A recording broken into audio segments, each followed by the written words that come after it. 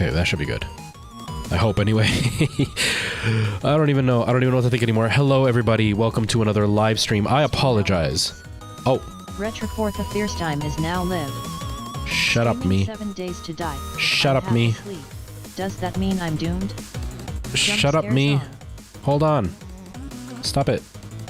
My text-to-speech is in my ear right now and I don't mean it to be. Okay, disabled text-to-speech. There we go. I don't want to hear and read at the same time. That's going to be way too hard for me to handle. I can't handle it right now. I'm half asleep. Okay, let's try this again. Hello, everybody. Welcome to another live stream. I hope everybody is doing really well and that your day is going well. My day has been off to a sleepy start. It's not a bad day by any means. It's just I am half asleep. My brain is not working at all. And I am very much not... aware of what yeah, I can't even think straight right now. I'm sorry. That's all I could say. Tara, hello. How are you? Am I live? Did I... Wait, hold on. Did I type that or is that what's happening on, I don't even know. I don't even friggin' know anymore. It was at the voice thing? I don't know. Hello, how are you? I'm sorry. I'm so half asleep right now. Just trying to get things organized. Okay, the text, you could hear it? Okay, so basically, hello Sean, I'm in Canada as well. And so is Tara, we're all Canadians. It's an all Canadian stream. I did a VR stream yesterday, and to do the VR stream, the only way I could do it was to have text-to-speech, and so I enabled it, but I messed with a bunch of my sound, which is normally fine, but when I put it all back this morning, when I started the stream, none of it was working. That's why I'm like half an hour late, 40 minutes late. I've been sitting here for 40 minutes trying to figure this stupid thing out. I couldn't get the sound to work.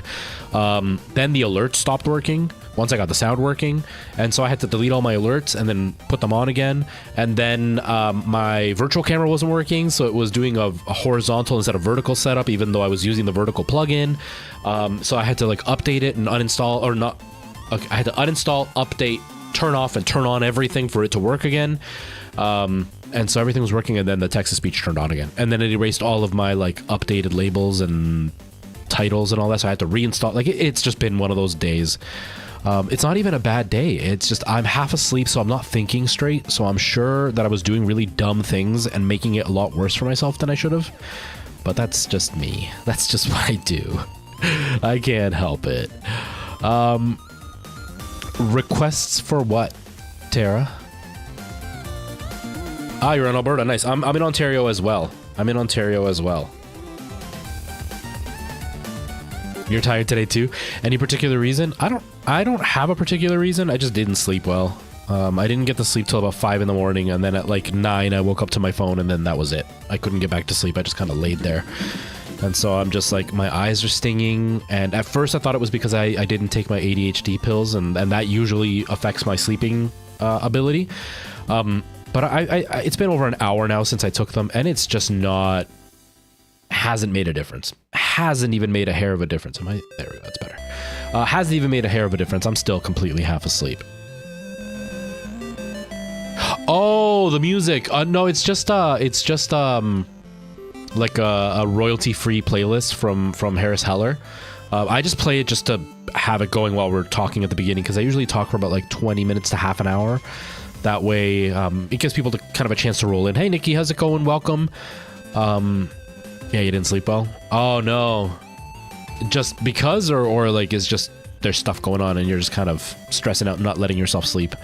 But yeah, no need to apologize. I usually talk for the first little while just to kind of allow people to stroll in, say hi. I can kind of update them on what the plan is for the day or what's been going on. It is Friday, so I've been updating people, you know, all week, and then I'm off for the weekend. So usually Fridays isn't like super talkative. It's going to be a somewhat short stream because I have to run to the bank and I want to get there before it closes, and it's Friday, so it's going to be busy. So I want to run to the bank and do that before the end of the night. And yeah, that's pretty much it. I'm hoping to take a nap before work. I would really like to take a nap. But I'm doing really well, Nikki. I hope you're doing well. Yeah, and that's about it. I've mentioned this a couple of times. It's really exciting and really... I'm trying not to think about it because the excitement leads to letdown if you get overly excited. But I have been in a little bit of a stalemate on YouTube for years now. For those who don't know me, I started on YouTube as a YouTube video maker, not a streamer. And I loved it, but I started streaming as a kind of an easy way to get views was kind of the idea. Not because streaming is easy, but because I was making video game reviews and I would record for 4 or 5 hours of just plain footage just so I'd have stuff to talk about in the review. And I was going in the same vein as the AVGN, but not angry. I was doing it more like sketch comedy with a review built into it. That was the idea that I was going for. And so my whole idea was to play video games for the first time and see what I thought about retro games. And when I started streaming, when I started doing the video game footage, I was like, I can stream this game footage, use it in my review, but then I can also, you know, interact with people, so maybe they'll want to watch my videos. That was my plan. So I was like, if I'm playing anyway, I might as well do it on stream, maybe get a couple of views out of it, and then they'll watch my videos. And then eventually I just like dedicated all my time to streaming. So eventually I moved over to Twitch because I had to stop for a while. And when I came back to streaming, I was like, I'm going to go to Twitch. I'll try that site. And I was doing it, and YouTube pretty much died. I stopped streaming on YouTube. I stopped making videos on YouTube. And so like I stuck at like 3.9K followers for years. And then I came back recently, and I was still at like I was at 3.9 when I came back recently because I took a year off. And when I came back, I started posting consistently. My TikToks I would post on YouTube. I edit them separately. I don't do it on the app, so I could post them wherever. So they're not really TikToks. They're just the same format. And apparently I've had 2 that have done well. One that's done really, really well, but one that's done well. And because of it, I have now gone from 3.9K followers to 5.96 right now. So I'm almost at 6K, which is really exciting. It's really surreal because I haven't had any growth on YouTube in forever.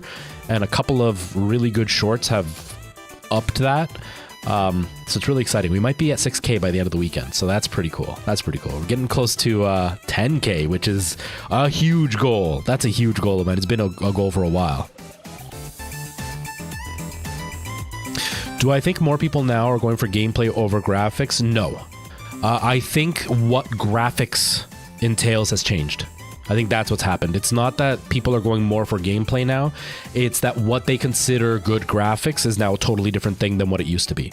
When I was a kid, good graphics meant, you know, the most graphic settings possible. So, you know, better textures, better lighting, better physics, which used to be a thing. Now it's just kind of built into all games, better smoke effects, all that kind of stuff. Now, a lot of Gen Z and on think better graphics just means better frame rate with higher resolution. And that's it. They don't care if it looks like a PlayStation 2 game as long as the resolution's 4K and it's running at 120 frames. To a lot of Gen Z, that's good graphics now, and they ignore everything else. I get a lot of arguments about like CSGO and how like it's a trash game if it's running less than 120 frames a second, but CSGO is like PlayStation 3 graphics. Like they're not good graphics. So I don't care if you're getting 130, 150, 100, 250 frames a second. If it looks like a PS3 game, it's not impressive. But that being said, I don't think gameplay has ever been the forefront for the majority of what am I trying to say? I don't think that gameplay has been the main reason that games get popular, but I also don't think graphics have been the main reason games get popular. I think a lot of it has to do with just hype and fandom, because there are games that are objectively boring or repetitive and they're insanely popular. The one I always go to is Call of Duty. I'm not a Call of Duty fan, but objectively, Call of Duty is not a pretty game. It's incredibly repetitive graphically and gameplay wise, where like I have done videos talking about Call of Duty, and I've intentionally used footage from a variety of Call of Duty games, not just one copy of the game, and I'll have people yelling at me and they don't even realize that I'm using footage from like Call of Duty 2 and Call of Duty 3. But they're getting mad at me and talking about Call of Duty 1, like Modern Warfare or whatever, because they can't tell because it's so similar looking. Yet it's an insanely popular game. But graphically, it's not that great. Gameplay-wise, it's not that great. But the fandom and the advertising is what drives the game. That being said, it doesn't mean that it doesn't play into it, right? Because a game like Elden Ring is a fairly pretty game. It's not the best looking game out there, but it's a fairly pretty game, but it's got great gameplay. And obviously it's been winning, it won a whole bunch of awards, or yeah, awards because of that. I just don't think that's the forefront anymore of what makes a good game as far as like success is concerned. Do you know what I mean? Jack, how you doing? Welcome. Ah, you decided to change your name to Jack? Okay, that makes sense. That makes sense. Thank you for the rose. Hold on. I gotta do this. Hold on, even better. Hold on.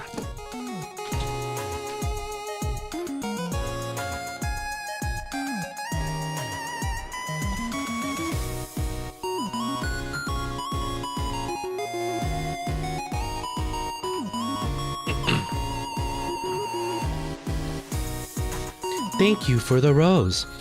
You guys gonna give me millions? You guys gonna give me millions now? Give me millions, hurry up. I heard people make like $2,000 an hour doing this. What do I do if nobody sends anything? What do I do? Oh wait, hold on. I gotta do it in like NPC voice, right? Because I've seen those people that like... they're not very good at it.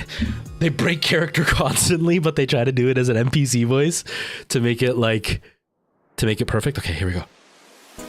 The wig makes it. Thank you. I appreciate that. Ty, I am an NPC. Don't you know this is the way you make money? On TikTok now.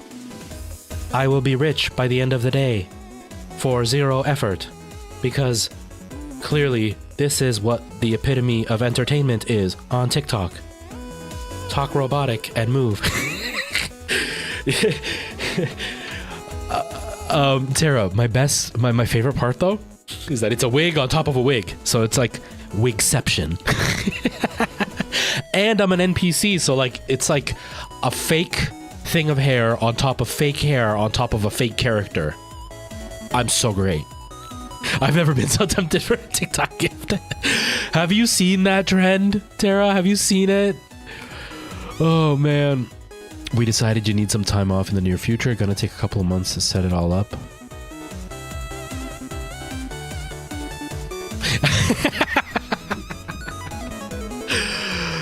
Oh man, we will talk about it after. We wins hubby. We will talk about it after. That would be really, really cool, but we will need to talk about it after because there are some things that even though I would want to, it would make it near impossible for me. Even though I really wish I could, it would make it, it's like 99% impossible for me to do that. That would be so cool though. That would be so friggin' cool. I wish. Ah, I would have totally worn the wig and been an NPC. Oh my god. That would be so cool. I appreciate the offer, honestly. That's like insanely flattering. That's really, really flattering. Oh, that'd be so cool. I wish I could. I wish I could.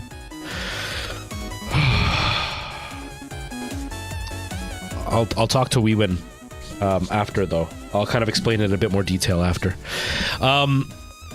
But yes, I don't know if you've seen what I just did for Ty, in case you haven't seen it, but for everybody else who hasn't seen it. Oh, someone's knocking. Give me a second. It's probably my brother.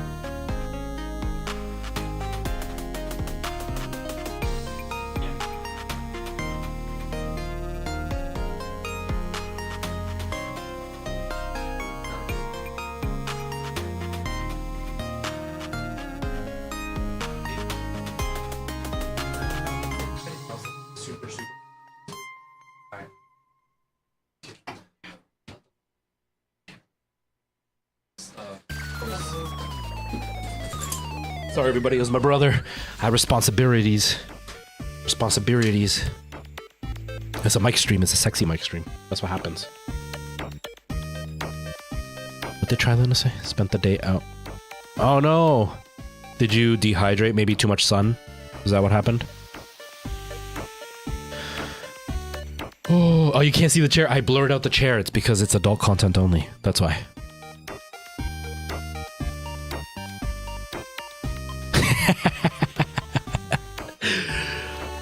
Twitch is better anyway. Hey! Wait, hold on. 23 months. Holy crap. Tara, thank you. Thank you. I appreciate that, Tara. That's awesome. Oh, I'm getting double alerts. Weird.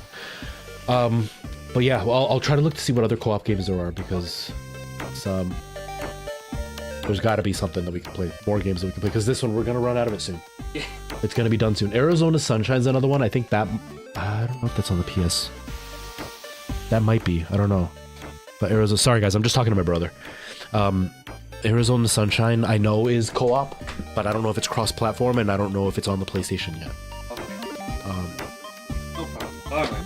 I'll find something. Yeah. I'll find something. Look, he's got a full head of hair too. I'm catching everybody into this. I'm catching everybody into this. We're all gonna have hair by the end of this. If I can have anything to say about it, all of us are gonna have hair by the end of my life. No more bald men. All right, see you later. We gotta dual stream soon. Yeah. We gotta try to figure out what we can do. Bye.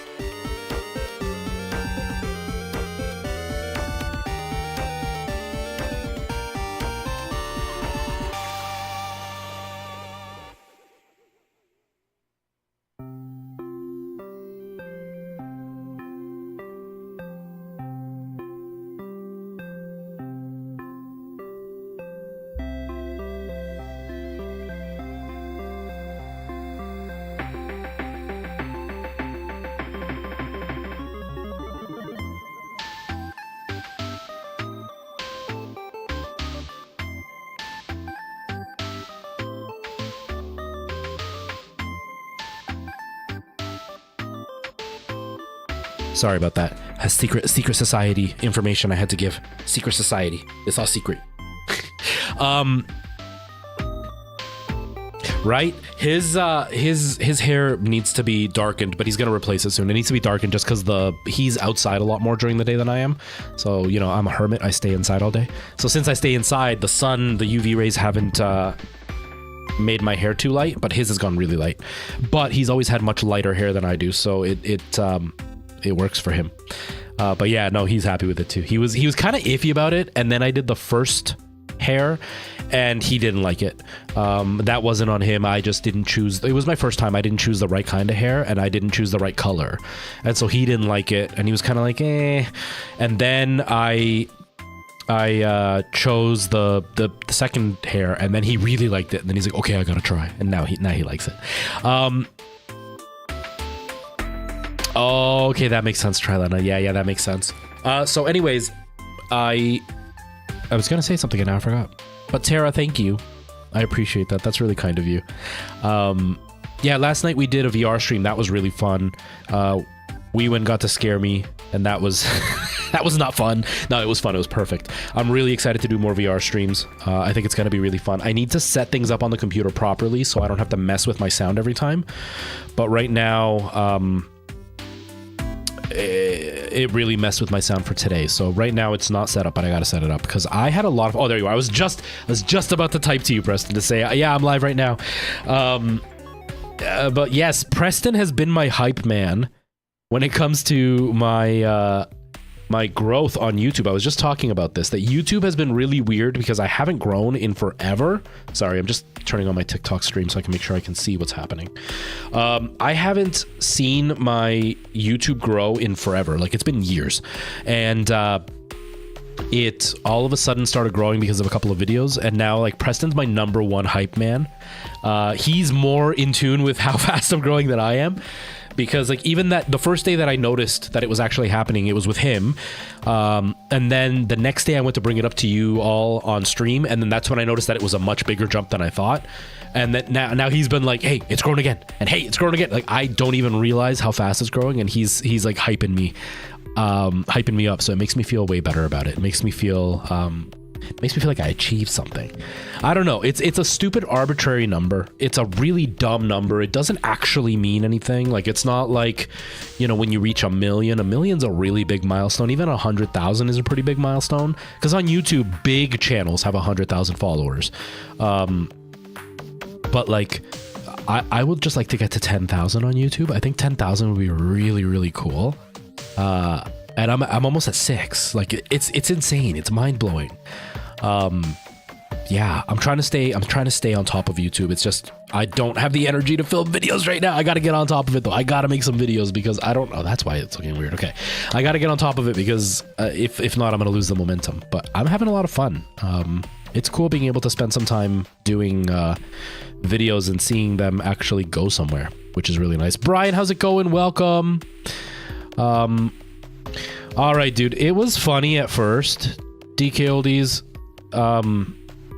Lucky for you, I'm in an extremely irritable mood. Like insanely irritable today. I'm in a really bad mood. I'll just be blunt with it. I'm in an incredibly bad mood today. I was on the verge of not streaming. But when a little prick like you keeps coming in and irritating the fact that you're pathetic and you enjoy a stupid ass channel of scammers, and you're still crying about the fact that I made a video 4 months ago where I mentioned them one time, and you're being a fucking idiot, I can put up with it for so long and go, ha ha ha, it's funny. But every video that I post, you having a boner for me and having to comment on every single one that you're back, it lost its charm. And you coming to my stream constantly, I appreciate the view, but I don't need a fucking idiot on my stream anymore. So I'm going to block you now, and anytime you appear, I'm going to continue to block you without any question anymore, because I am absolutely fed up. I don't care how many followers I have versus somebody else, especially if they're a scam artist company, allegedly, because I don't want to get sued because they fucking cry too. I don't care how big they are, because at least I can hold my head up high thinking that I didn't scam people and rip people off, and that I didn't run some business where I lie to everybody and stupid morons will come to my defense because they're idiots and I can get away with it. I can hold my head up high knowing that I've only got 5,000 followers, but I earned them without ripping people off and using morons to defend me. So that's all I have to say to you. You're gonna get blocked now, and I hope to never see you again. And I hope you stub your pinky toe on every corner that is possibly around you for the rest of your life. Good luck to you, man.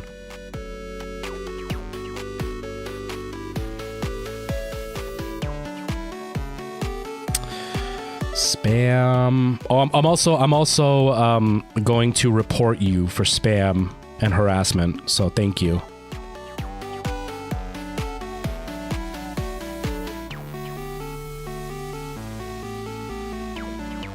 Report spam. Okay, so now you've been reported, and now I'm gonna block you. So block.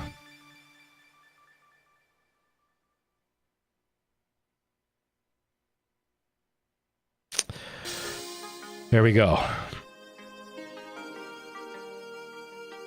Perfect. Sorry, everybody. I don't have the patience today. I don't have the patience at all today. And that person has just... For those who don't know the backstory, I made one video where all I didn't put a single ounce of my own perspective into this. I literally just reported what a company's doing, where they sell things that they call refurbished, and other people have received it, and it's full of like cockroach eggs and spider webs, and it's all stained and it's gross looking. And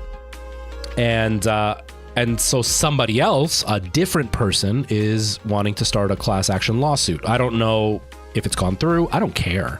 And all I did was say, hey, look at this funny thing that's happening because this company did these things. And they pay people allegedly to harass anybody who calls them out on it. And this person has been coming to every one of my videos and commenting I'm back just to be annoying. But whatever, it was no big deal. But then they keep coming to my stream and just being irritating because they can't handle the fact that they like a scam company allegedly and have been probably scammed. And you know what, once it's human nature in general, not just this person, but it's human nature in general that if we do something and it was stupid of us to do it, a lot of us are going to double down and try to defend what we did. But it's even worse when you've been scammed. You see it a lot. If you ever watch Dr. Phil, which is trash TV, not a real good doctor, but if you ever watch that show, you see a lot of those people that get like, you know, catfished, and then it's like usually an older man or woman who ends up like falling in love with this younger man or woman, and they give them all this money, and even though you show them the proof, they still double down and say, no, they're a real person, I love them. And like Dr. Phil will have the person from the picture and they'll be like, that's not me. And the older man or woman will be like, no, you got the wrong person, they look similar but that's not him. They'll just double down because they're embarrassed that they were so stupid and fell for a scam. And so they almost need to like prove everybody wrong, even though the whole world shows them that they were wrong. They'll still jump through hoops to say that you're all wrong and I'm the only one that's right. And so like that's what this guy's doing. And so like eventually you just kind of reach your limit of like, dude, it's a 4-month-old video. I don't care what DK Oldies is or is not allegedly doing. I don't care if people like them or don't, or if they continue to buy from them or don't. I'm just not going to get ripped off. I don't care if you do. Right? It's the same idea as people who pay for that, like, you know, pay to win content. I don't care if you buy a bunch of stuff for like Diablo Immortal. I'm just not going to pay for it because I think it's stupid. But I don't care. I'm not going to talk about it because it's not my concern. But the fact that this guy keeps coming in here and crying, it's like, okay, I'm fed up. And today I just happen to be in a bad mood. So today I'm just not going to put up with it and censor myself because I've been really nice to him. I've humiliated him a couple of times on stream, but I've been really nice to him. Today I just didn't care. I have zero tolerance today. So it is what it is. Merle, hello. Nice to see you. How are you? I hope life is going well. And that's the funny thing, Brian, is a lot of people got really mad at me for bringing up the price, which what they say, I understand, you know. A lot of them, their defense is, well, if you're stupid enough to pay for the price, that's on you, that's not on the company. And yeah, exactly. If you pay the extra price, then that's on you. You can't blame the company. It still doesn't mean the company's not being scummy for doing it, but you can't blame the company for that. But like I brought that up as like a crown on top of the whole thing because it's like if you pay a lot of money for something, you expect to at least have it be decent quality. But they're selling trash, lying about what they're selling, all allegedly, lying about what they're selling, and then they're charging an extra price on top of it. So for me, the price comment was more of like they don't even do what they're supposed to, and they're overcharging. The only reason I think the pricing is even remotely like I would accept the pricing if the quality was good, convenience is the only reason that I'd be like, you know what, I'll pay for the convenience. I've done it, you know. I'm not proud to admit it, but I am very bad for like cutting edge technology. I love to have like the latest tech. To a degree, but like when the Xbox One came out, the original Xbox, the big VCR Xbox One, not the one that came out with the PS2, I'm talking PS3 level Xbox One, or not PS3, PS4 level Xbox One. When that came out, they were kind of hard to get, and I couldn't get one, and so I found a guy who won an Xbox One from a Doritos chip bag. You know, he won it in like some competition. You send in, or you open the chip bag and they were giving away a free one if you sign up or whatever. And he won it. And he didn't want one. He already had one. So he sold it to me. It actually came with the certificate and everything from Doritos. I wish I kept that. I paid more than what it was worth because I wanted the Xbox One and I couldn't get one around my area. So like I paid for the convenience. I paid for the not having to wait because I was impatient. In those cases, I'm like, I get people wanting to pay overpriced stuff, and if they can get away with it, then cool. But like the issue isn't that. The issue is that they're promising one thing, they're overcharging for it, and then you don't even get the thing you would have wanted anyway. But people just cannot let go of the fact that I made a report on them. Like I didn't do anything. I have nothing to do with it. I'm not suing them. I don't care. Right? I don't think they're going to win the lawsuit. I genuinely don't think it's going to go anywhere.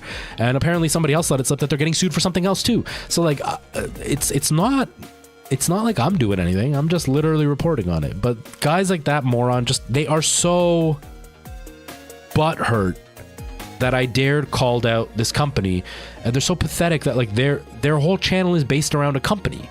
Like, it's not even based around a fandom. It's based around a company. Like, it's pathetic. So I've got no patience for it.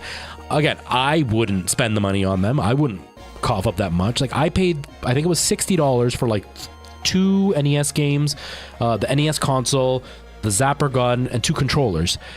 And DK Oldies is asking over $350 for the exact same thing with 2 fake controllers and no Zapper gun. And 2 games. Yeah, it's a ripoff. I'm not going to spend that. I'd rather just buy it locally. Even if I'm going to spend close to the same amount of money, I'll just buy it locally.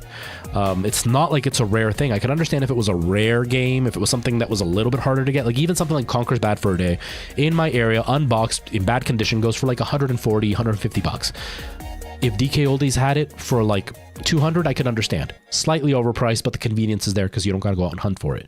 But if they're selling you I don't know, a replica cart, and they're going to charge you $300 for something that I can get legitimate in bad condition for 120, 150. Yeah, I'm not going to spend money on that. It's ridiculous. People are, I don't know. The fandom thing is weird.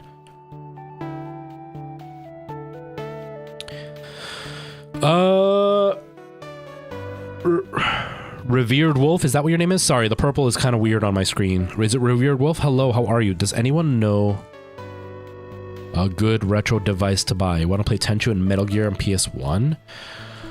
I mean, PS1s go for fairly cheap. You can get a PS1, at least in my area, for like as cheap as like 15 bucks. Now, the problem would be actually getting the game. Now, I don't condone this because I'm not supposed to, because it's illegal and Canadian has gone to jail for it. So I'm not condoning this. But theoretically, just spitballing, just pretending. Let's play for pretend. You could go to like Amazon or Alibaba, and they do have emulation machines that will have those things built in. If you look up RGT85, over the last couple of weeks, he's gone like head and shoulders into it, where he's been getting a bunch of these machines and just showing you how they emulate. Now, emulation is illegal, so make sure you own legitimate copies of those games. But you can, like the one that he showed, it was something like $300. I know it's expensive, but $300 for a hard drive. I want to say it was a terabyte hard drive, but it was a hard drive with pretty much all the emulators, with a bunch of games. Like he even showed some like Nintendo Switch games. I don't know how well it works, but if your hardware is good enough, you can just pop the hard drive into your computer and it's all built in and ready to go. That would probably be your only solution outside of buying legitimate hardware with the legitimate game. And again, the games are the harder part. You can get PS1s pretty easily. It's the games that you're going to struggle a little bit to get. You know what I mean?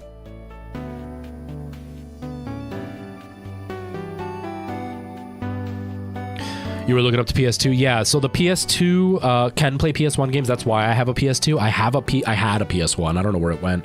But it was a little bit problematic. And so I got a PS2. It died. Then I got a second PS2. I've got the slim PS2 now. And it plays PS1 games, and it also allows me to play PS2 games. So it's kind of killed 2 birds with 1 stone. It's the same reason I own a Wii. I own the original version of the Wii, because it plays GameCube games. That way I could play both with only 1 console instead of having to have multiple consoles. But yeah, if you got the games, you can get a PS2 for relatively cheap. I'm in Canada, but I paid like $55 for a PS2 with a controller. 55 bucks isn't bad. And the PS2 has an insanely big library, and a lot of the games are relatively cheap. So you can get PS2 games pretty easily.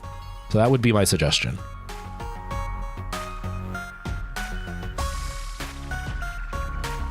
The Ordinary Logo Fan. Hello. Minor name change again? What was your name before?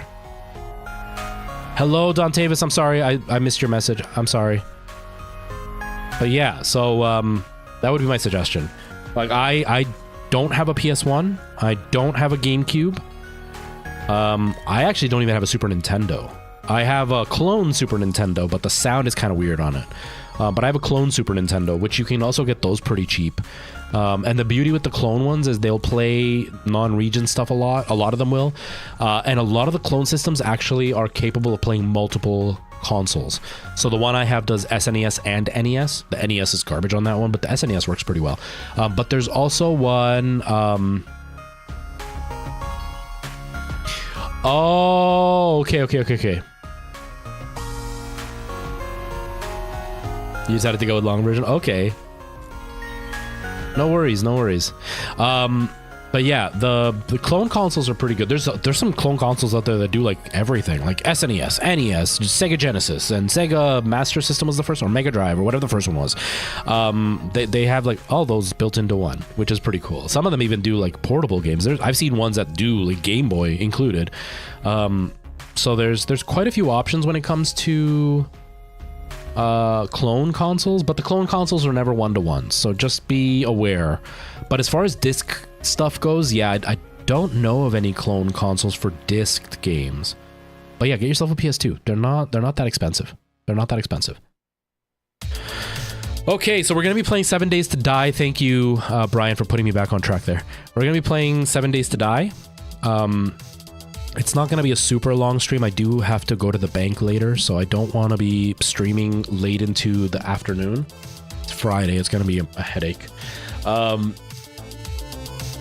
yeah, that's pretty much the plan. My brain is not working, so I may regret this. More so because I have to use all of my brain power to stay alive in this friggin' game. And if my brain is not working, I'm worried I'm gonna die really quickly. And we finally made it to day 3 or something without like severe failures. But I'm probably gonna die. That's all I can say. But I'm okay with that. Okay, let's start the game. Let's stop the music. I went back and watched my stream yesterday. Not all of it, but I watched a good chunk of it yesterday. And I thought it looked pretty good. Okay. Whew. Sometimes the sound messes up, but I think it's okay. The one change I'm going to make to my stream next time I do VR is I'm going to disable the NVIDIA broadcast. I had it turned on. Hello, are you going to not show the game to everybody? Oh, I don't need that message anymore. I had the NVIDIA broadcast turned on because I do like the blurry background, but I found that it was struggling to see my face because of the VR headset, and because it couldn't see my face, it kept blurring my face halfway. Are you not? You were working earlier, so can you like? Why is it not showing? Show.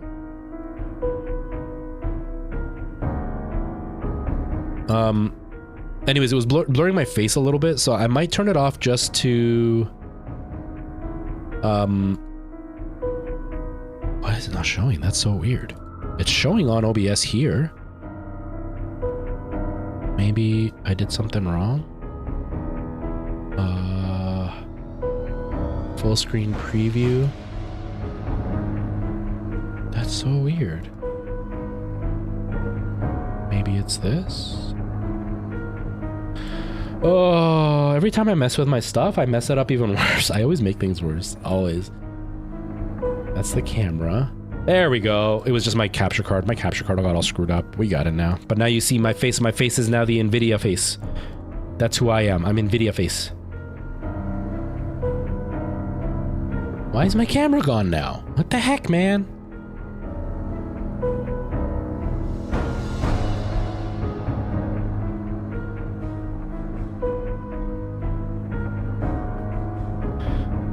How about I change it to AverMedia and change it back to this?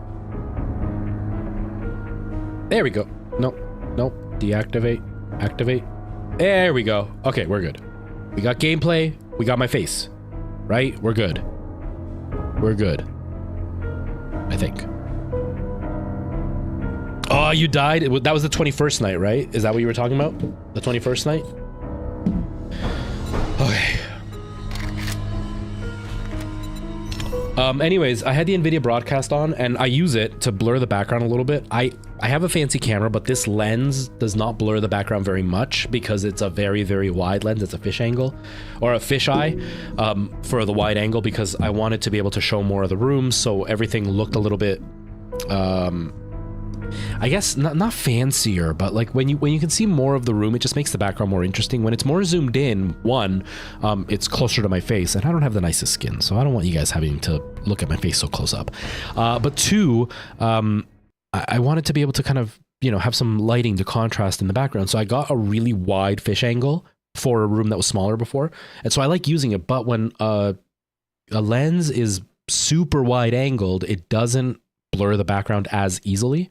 And so even though this opens up pretty decently, it does not get a super blurry background. So I use NVIDIA Broadcast. I use it. This is pro tip for anybody who streams. Use it on the minimum setting because I see a lot of streamers make this mistake where they use NVIDIA Broadcast, but then they do like this. And this looks fake. It does not look good. It looks like a green screen, and it looks like you're sitting in front of a green screened image of a blurry background. I turn it all the way down. This is literally at the minimum, but you can't tell that it's on, right? Without it, you can see that it's a heck of a lot sharper back there. It's still a hair blurry, but not very much. But as soon as I turn it on, even at minimum, you can barely tell it goes on, but it's just slightly blurry. And that slight blur makes me look sharper and it makes me stand out more. So there's a pro tip. Use NVIDIA Broadcast if you would like. Use it on the minimum though, because too much is not good. It's one of those, a little goes a long way. A little goes a very long way. But anyways, I use NVIDIA Broadcast. The problem is that when I'm playing VR, the headset covers my face and the broadcast can't tell that's my face. It's kind of guesstimating based on my skin color, but it can't tell because of the VR headset. So it blurs the VR headset. So then I ended up with like half my face blurry throughout most of the stream yesterday. But I did really like how the screen looked. I think I'm going to implement... What is vibrating? I think I'm going to implement the green screen next time, maybe. But I like the lighting. I like the sound. I thought it was pretty well done, my stream. The audio, the microphone is way further away, so there was more echo in the room, but it did work fairly decently where like it wasn't constantly buzzing in the background. So I do like the setup I had yesterday. It was fun. It was fun. Oh yeah, whoops, sorry. I forgot. I switched to camera without actually switching to camera. Without switching the scenery. Thank you, Ewan. What would I do without you, Ewan? What would I do without you? Honestly. Okay. It's 8 o'clock. I built a bit of a base. What is my food situation?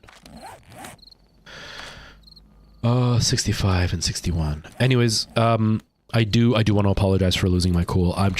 I'm very irritable today.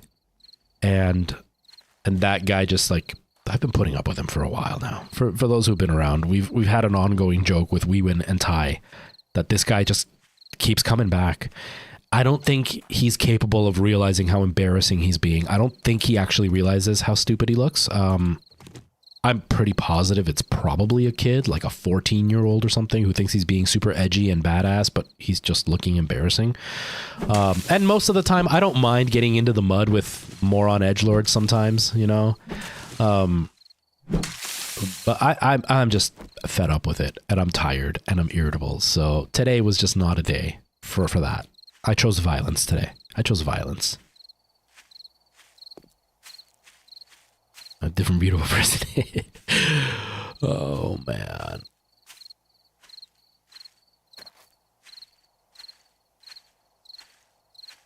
It has a longer curve line with a new alpha? What does that mean, Weewin? I'm not sure what that means. But yeah, this game is so hard to stay alive in, and I am so proud of myself to make it to day 4 without any like really bad deaths. I think I died once or twice, but nothing horrible. You know what I mean? Hey, I killed 100 zombies already. Nice. Okay. Oh, he's about to close, isn't he? Can I pick up a mission before we go? Words are hard. Oh, okay. I get what you mean. A longer learning curve. Okay. I get it now. Yeah. I still don't feel like I know what I'm doing. Most games by like the third stream, I feel pretty confident. I know there's stuff I don't know, but I feel like I can get along. I still feel like this is day one and I've been playing this game for half an hour only. Like I still have no idea what I'm doing. This game is rough. Not the game quality. It's rough as in like you gotta be tough to put up with it or else you're gonna get your butt spanked. And although I like spankings, not this kind. More buried supplies. Let's do the buried supplies. No matter what, I'm grateful for everything you've done. Yeah, it's all trial and error, which is how real life works, right? It's not going to be a simple do the same mechanic. Like I've mentioned this a few times. I haven't played it in a couple of weeks now, but I've been playing a lot of Divinity Original Sin, which if you guys don't know, it's very similar to like Dungeons and Dragons in the game mechanics. But it's a top-down RPG made by Larian, actually. And Larian's going to be doing Baldur's Gate. And apparently Baldur's Gate is looking phenomenal. But it's a top-down RPG similar to Baldur's Gate, similar to Neverwinter. I'm not going to go far because I'm going to die. I don't want to get attacked in the middle of the night by zombies. And so it's a great game. The mechanics are very intricate. I don't know if I should say this because if they ever happen to listen to this and they go and fix it, I'm going to be screwed. But although that game is super hard, it is... Oh, no, that's not what I meant to do. It is cheesable. And the problem is that the cheese gets rid of any of the need to think about what you're doing. This game doesn't do that. This game, it doesn't matter how many times you play it. You can do the same cheese all the time, but you can still get screwed over pretty easily by making one simple mistake. Whereas like Divinity Original Sin, here's the cheese. I'll spill the beans if you ever play this game. So it's a turn-based RPG, right? So each character takes a turn attacking, and it is very strategic. So even your movement, you get a set amount of action points per turn, and even moving around on the field causes you to use action points. So you have to take that into account when you make an attack, because if you need to get close to the guy, well, you only have 3 attack points and it's going to take you 2 to get to them, but your attack takes 2 attack points, then you can't attack them. So you got to think of like the strategy of what you're going to do. If you get close and you can't attack, they're going to attack you. Can you survive an attack? That kind of stuff. But the really easy way to cheese this game, at least on the tablet version, you teach your character, at least 2 of your characters. You could do it with 1, I think, but I normally do it with 2. There's a certain move you can teach your characters where they kind of can jump to get into different locations and it only uses 1 attack point. I have them as archers, and then I get them to actually leap away from the battlefield and they disengage and they become regular usable characters again. And then I get the NPC stuck in a stun lock. So what I do is I'm in a fight, I attack the NPC. When I'm on my final attack point, I jump out of the field. And then I become normal again, and I'm no longer under battle. So my health regenerates, my attack points regenerate, everything regenerates, and then I go into sneaking mode. And then I get as close as I can, and because they're archers, I can attack. And it puts me back into battle.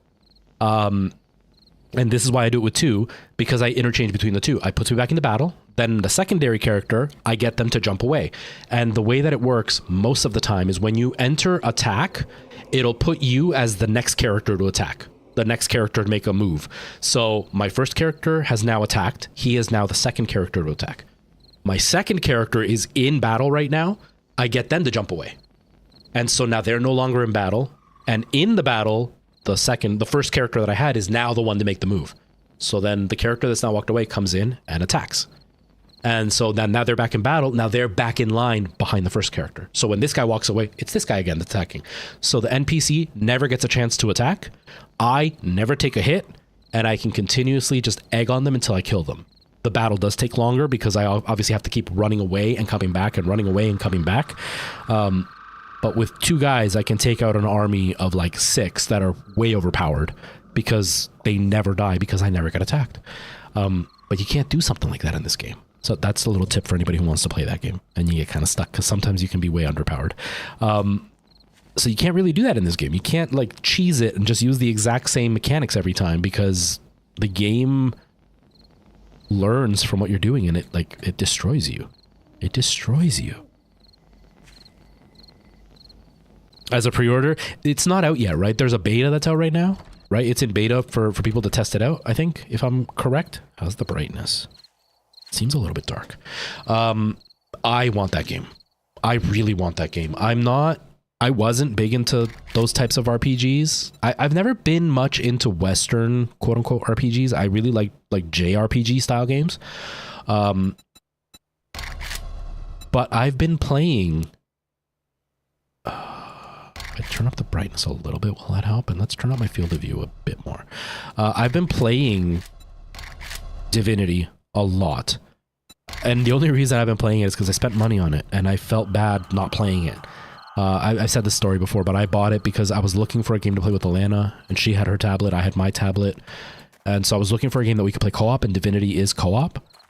And so I got it with the idea of like, we can play this together. And then I played it for a day and I was like, I don't like this. I don't understand how to play it. I'm getting my butt kicked. I don't get it. And then she tried it for like half an hour. She's like, no, I don't like this. So we never played it. But it's just been sitting there and I spent all this money on it. So I started to force myself to play it. Now I really like it. And now that I really like this, I want to play Baldur's Gate. Baldur's Gate's supposed to be a lot harder to learn. The mechanics are supposed to be way more complicated. But I've been looking at some of the gameplay. I've been looking at some of the CGI stuff and it looks beautiful. And that style of game is called a CRPG. And CRPGs, their fandoms are very picky. But they are all coming out and saying that this quite possibly may be the best RPG of all time. And Larian already has that crown with Divinity 2. So if this has the chance to, even if it doesn't dethrone it, if it's just on the same level as Divinity, I 100% want to play Baldur's Gate. 100%.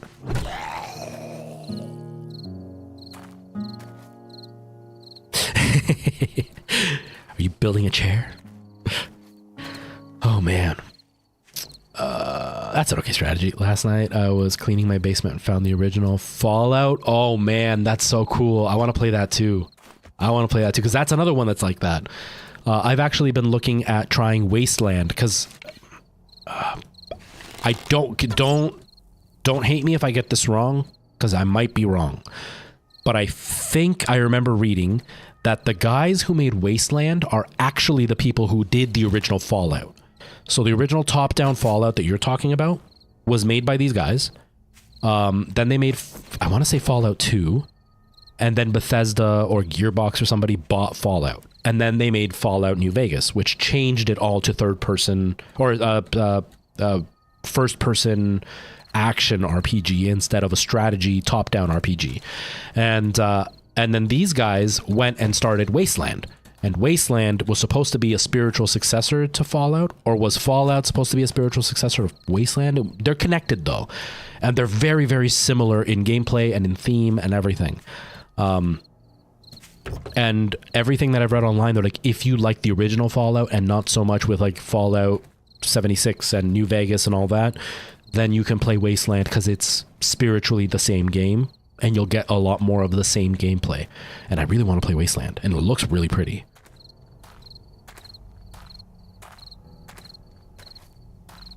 Oh, man.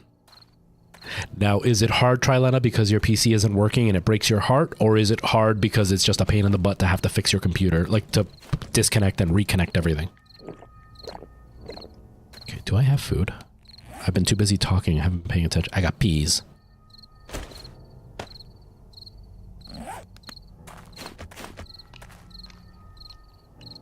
Okay.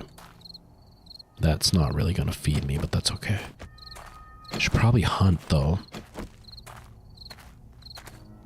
Option B? Yeah. That's what I'm not looking forward to. My desk is a disaster right now. The free space I play with isn't too bad. It's messy, but it's not too bad. But the whole setup is a mess. I've got cables everywhere. My lighting looks good, but like the pole that it's on is like tilted forward. It's about to fall. And I have one of those Alex drawers and I have both PCs on it side by side, but the secondary PC, the legs are like half of the leg is just floating off the table. So if I move it like a centimeter, it's just going to tilt over and fall and knock everything off that's on top. I've got wires that aren't plugged into anything. They're just there in the mess because I haven't taken them out, because that means pulling the desk out of the wall, or like off the wall, and taking the cables out.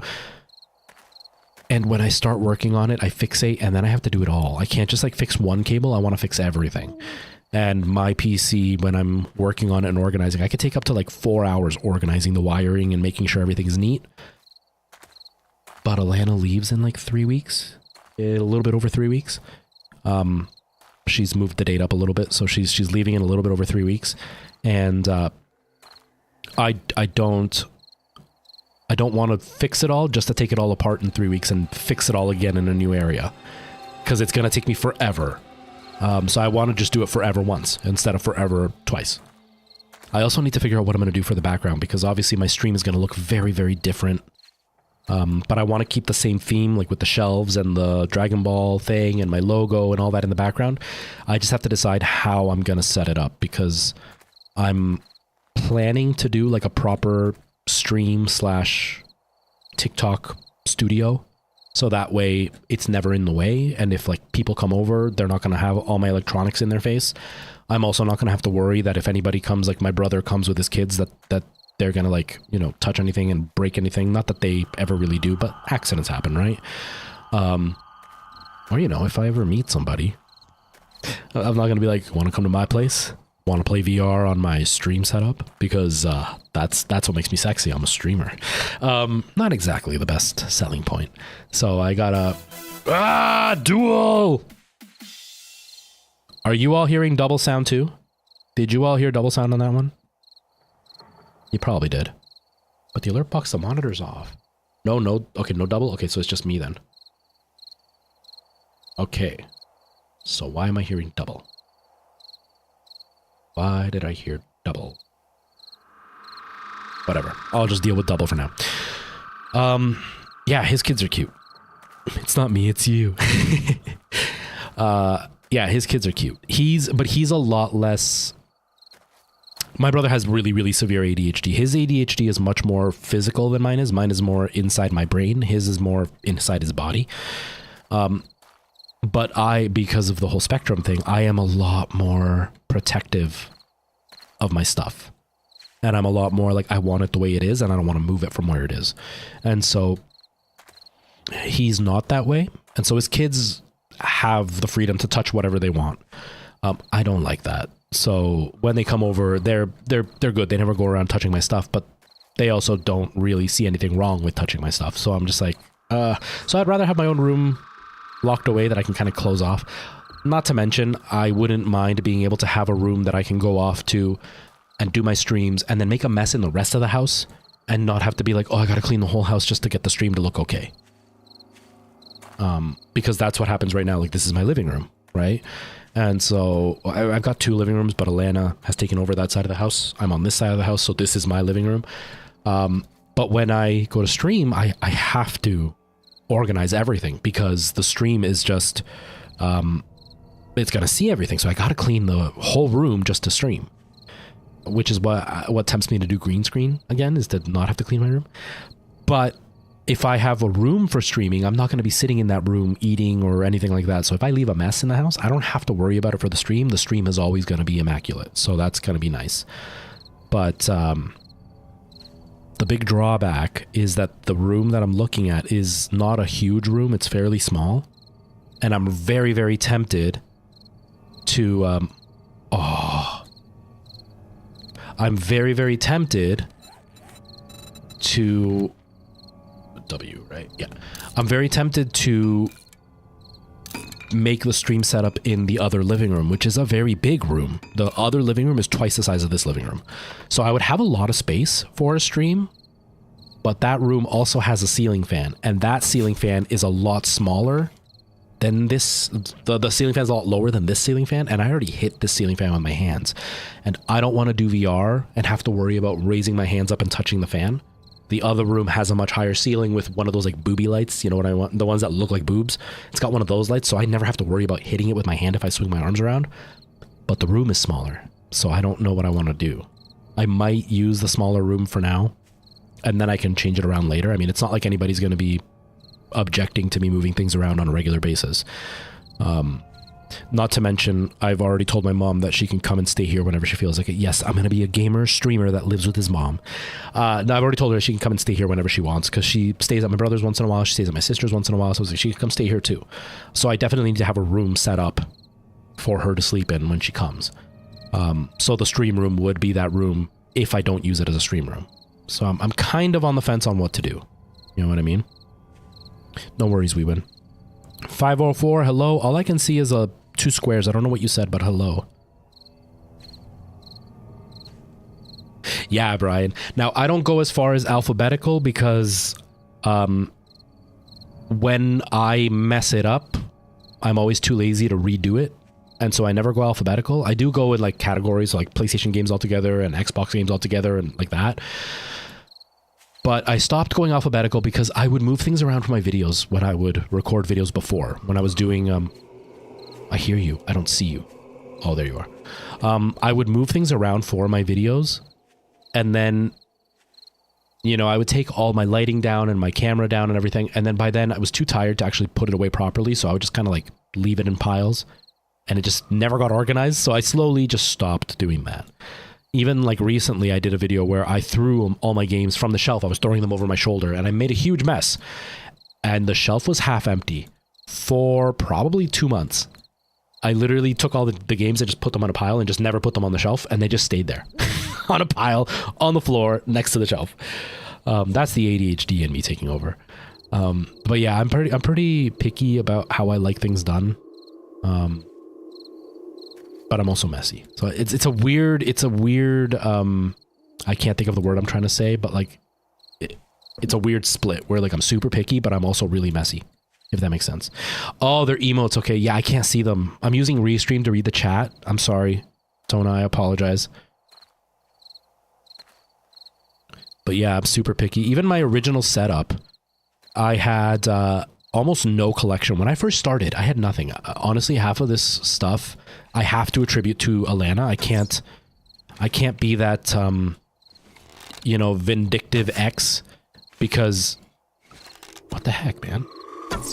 Why can't I hit you? I can't be that vindictive ex that's like, no, it's all my stuff. No, she bought half the stuff back there. She's very thoughtful when it comes to gifts and gift giving. And I'm not very good at that. What the heck? I'm not very good at the whole gift giving thing, but what is going on here? What was up with that? Did you see that? That was really weird. Anyways, she's very creative when it comes to gift giving, but I will say that I am very easy to shop for because basically anything gaming related, and you're gonna be good with me, even if it's a franchise I don't follow. Yeah, on my shelf, you can't see it because of the blur, but on my shelf you can kind of see that white right where my thumb is. Can you see it on both? Yeah, you can see it on both. Right where my thumb is, right underneath it, you can kind of see the little blurry pink thing right over my thumb there. That's a Fallout character. And it's from Fallout 76. It's one of those cutesy, big-headed toys that everybody has. It's one of those. And it was on sale for $2 at GameStop. So I got it. I got 2 of them. It was the guy and the girl. I don't like Fallout, but I've got both of them. I also have a Rabbids bunny, a Luigi Rabbids bunny, and I'm not a huge fan of the Rabbids, but I like Mario stuff, and Luigi's my favorite, so I was like, I gotta get this one, so I got that too. It was also on sale, it was 50% off, so I was like, I gotta get that. So like, I'm easy to shop for because anything gaming makes me happy, but then if you get something within the fandoms I love, it's like over the top happy. So she bought me a bunch of this stuff, like the Dragon Ball blanket, that was her. I have an ocarina, that was her. I can't see it. I'm looking at the blurry background. I can't tell what else is back there, but like a bunch of the stuff she got me. But originally my collection was embarrassingly small. I had my like 10 or 15 NES games, and I had a tiny shelf that I actually got from a neighbor. They were throwing it out and I saw it and I was like, do you mind if I take it? They're like, no, go ahead. No, wait. No, the shelf was for my brother. My brother was going to throw it out. And I saw it. He had it on his front porch. He's like, yeah, we're going to throw it on garbage day tomorrow. And I was like, can I take it? So I took it. And I used to take my NES games because I had so little of them. I actually had them front facing, like you would see in an old like Blockbuster or video game rental. And I had them just piled up. And then I had like an old Mario or old Luigi go-kart thing that I had on top of the shelf and a couple of pictures. Like I didn't have a great collection, but I tried to spread it out and make it look nice so it looked decent. And now I've got too much, but I've got 2 full shelves that are completely empty right now that Alana has in her room that I only haven't taken because there's nowhere for me to put them in here right now. And I can't organize the new room until they're gone. And so once they're gone, I'm going to pull out those old shelves. I'm going to, you know, spread out everything. I've got a whole box of collectibles that aren't even on the shelf. There are a bunch of plushies that aren't even on the shelf because they don't fit. But I try to make it look neat because I want my collection to look half decent when it's on camera. And I want the room to look neat, even though it's going to be like a full room of nerddom. I want it to look neat. I want, if people come over, for them to be like, wow, that's really cool stuff, but not be like, but it's everywhere. Do you know what I mean? Because I also don't have such a big collection of actually cool stuff, if that makes sense. Like I have friends who have just piles of stuff everywhere and it's not organized in any way. But it's all really cool collectibles, so it's like finding treasure when you're looking at it. It's like, oh my god, this is right here, and oh my god, you have this too. Whereas for me, it's a bunch of plushies and toys, so it's not really as cool to see unless it's being displayed somehow. Chadley! They didn't show up in the real chat either? Weird. I wonder what they were. Who knows? Oh well. How are you, man? I've seen that you're getting really close to finishing your Stitch. I was watching for a little bit, was it last week?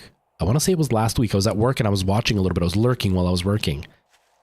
It's really cool. I didn't even notice that you had that big, like, flippy mechanism that you're using. That's cool, too. I don't know why I think the few times that I've watched you, you've been just showing it. You haven't actually been actively stitching, because I usually show up right at the end, but you were actively stitching that day. It was really cool to see you flip over. That's so cool. That's such a cool idea. Did you build that or did you buy that? It must have been Tuesday because I was at work. I'm off on Thursday, so it must have been on Tuesday. That's so cool. That's so cool. If you don't know, everybody, Chadley is one of the people that I've known for years. We still haven't had a chance to meet. He's met my brother when they came out to Canada, and then my brother went out to go visit him. Chadley is one of like the most chill streamers. If you like my stream with the whole like hangout, relaxed vibes, talking and stuff, that's Chadley, but like even more chill than me. His stream is honestly one of the most relaxing streams. He is the epitome of just be able to put it on and you don't have to be actively connected to whatever he's doing on stream, just because the stream is about hanging out and chilling. It's really cool. And what he does is cross-stitching. And Chadley will correct me because I don't know much about cross-stitching, but it's you know, like stitching in designs to make it look like a painting, basically. And so he does like gaming-based ones, retro-based ones. Right now he's working on a Pokemon in, is it it's a 3DS, right? I know it's a DS style, but I don't know if it's a 3DS or a regular DS, but it's red. And it looks like a picture of a video game. Like it doesn't even look like stitching. Because you know how sometimes you see stuff that's stitched up, but like it looks stitched. It just, you can, like Kirby's yarn, like that looks like yarn. His looks like a drawing. Like it looks like a fuzzier drawing. He did another one earlier, which escapes me right now, but like he's super talented. He's been around for years. I've known him for a long time, since I started streaming. But I really admire him because he's just so chill. Like he's a really relaxed dude. Even when he is frustrated, he is the nicest guy. If you're looking for another channel where you want to just like hang out and just listen, check out Chadley, because he's honestly, for him, blindly, I suggest anybody watch him. Everybody else, you're always like, yeah, watch them. But inside, you're kind of like, I just hope they don't do something that's going to like come back and fall on me, you know, because everybody's capable of getting canceled or whatever. Chadley, I don't even have that fear even like in the radar when it comes to Chadley, because he's just a genuinely nice person. And I can't gush enough about Chadley. Seriously, he's awesome dude. He's an awesome dude. Okay. He also has a very majestic beard, which I am not even remotely jealous of, because his beard is just so... It's like Viking essence on his face. It's like the most glorious, thick beard you've ever seen. And I'm not even remotely jealous of his glorious beard that grows in super lusciously thick, while mine stays as little wisps on my face. That makes me look more like I am disheveled and unshowered than majestic. Oh, man. Oh, I totally have a man crush on Chadley. He's awesome. He started streaming after we met. He used to come to my channel and just hang out while he was at work. And, okay, I have to remember to actually trigger this time, but actually, if I trigger it, they're not going to come anyway, so. But like, he used to just hang out at my channel and just chat. You know what I mean? And then eventually he started streaming, and he just had such a cool demeanor. Like the demeanor is, he doesn't have a streamer demeanor, if that makes sense. You know what I mean? And like, he used to stream with his kids, he streams with his wife, and it's just very, like, people call me wholesome on my streams. You know, they'll come in, they're like, your stream is so chill, you have such a wholesome community and blah blah blah. My community seems like a frat party if you compare it to Chadley's community, because his community is so chill, and Chadley is he's just like a laid back, easy to get along with person. So yeah, our little community seems more like a frat party than wholesome when you compare it to Chadley's, because his is just chill. I go in and I lurk. I don't have to say a word, and I just listen to him talk to his friends, and they have like the most wide, varied conversations, but they're all non-heavy hitter conversations. Like, you're never going to go in there and leave mad because there was something discussed that just frustrates you. It's just talking about stuff that he does throughout the day or whatever he's working on that day. It's cool. It's really cool.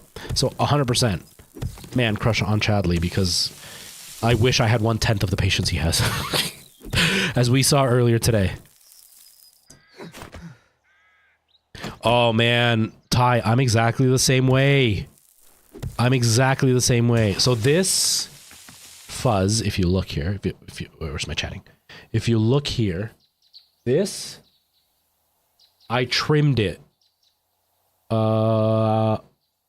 When did I trim it? I trimmed it 3 days ago. Is when I trimmed it. That's not me shaving it down to the skin. That was just me like trimming it down a bit. This is 3 days after trimming it. This is the only part that kind of grows in. I kind of got like the neck beard thing going. That's the only part that kind of grows in consistently. I got to shave this like every 4 or 5 days for it to not look neck beardy, I guess. But if you go back to right before I shaved, so maybe about 2 weeks ago when I still had like facial hair, that was me after not shaving. I stopped shaving about 4 days before my dad passed away. And my dad passed away 2 months ago now. Yeah, it's 2 months ago today. 2 months ago today, my dad passed away.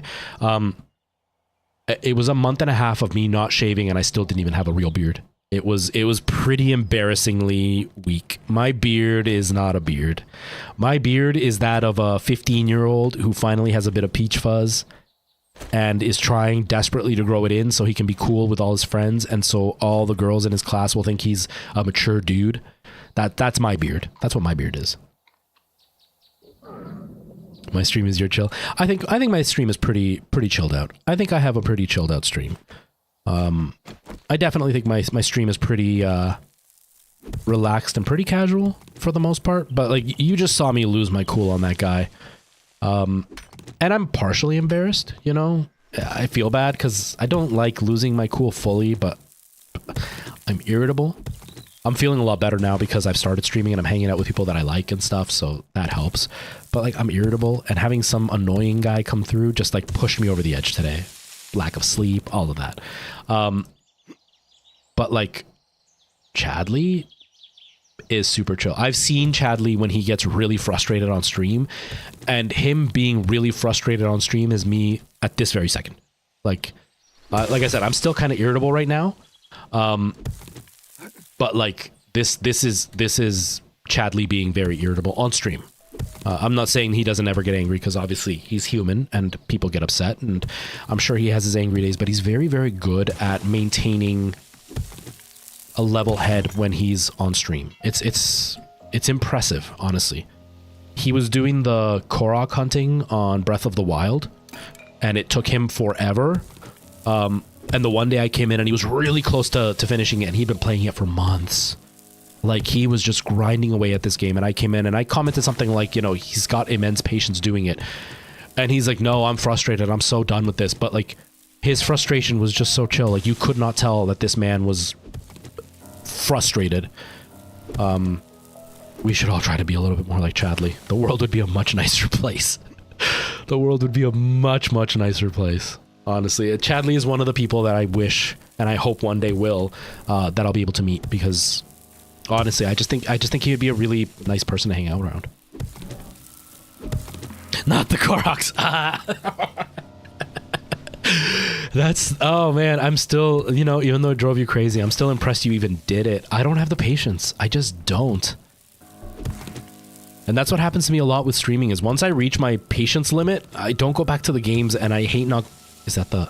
No. I hate not going back to the games because I never beat them. It's what happened right now with Elden Ring. I got, you know, I don't know how far I am in story-wise, but I did quite a lot of work in Elden Ring. And I got so frustrated, and I haven't gone back to it. But I need to, because I do enjoy those games. I'm still trying to buy myself a little bit more time. Dude, where is it? Oh, the scene. Whoops, sorry. Thank you, Eben. You mean you didn't want to just stare at my face and hear sound effects? It's like an audiobook. It's a video game audiobook. It'll happen eventually.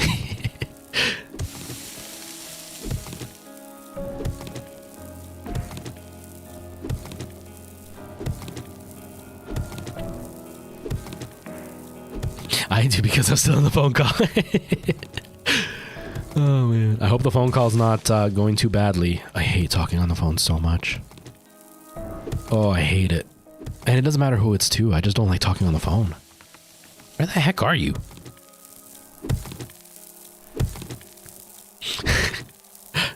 I'm sorry, Weebin. Go back. Talk on the phone. Do your thing.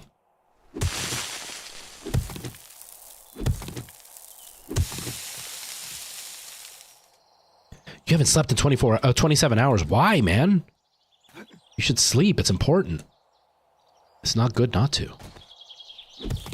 All right, where is this thing? Did you send me on a wild goose chase here? Like, what's going on? Why haven't I gotten... double alerts?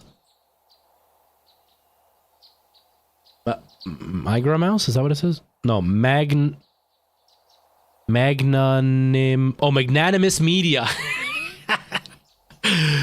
Not even close to Migramouse. Magnanimous Media. Thank you for that follow. I have yet to welcome somebody from a YouTube subscriber and have them actually respond. I genuinely don't think anybody that's followed me over the last month has actually followed me for my streams. I don't think they even know I'm live. I swear it's just from the shorts.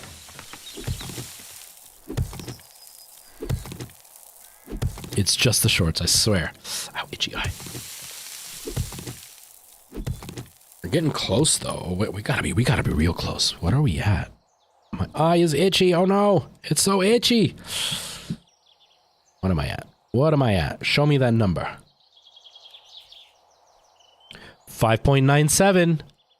5.97. We're almost at 6K. That's so crazy. That's so crazy.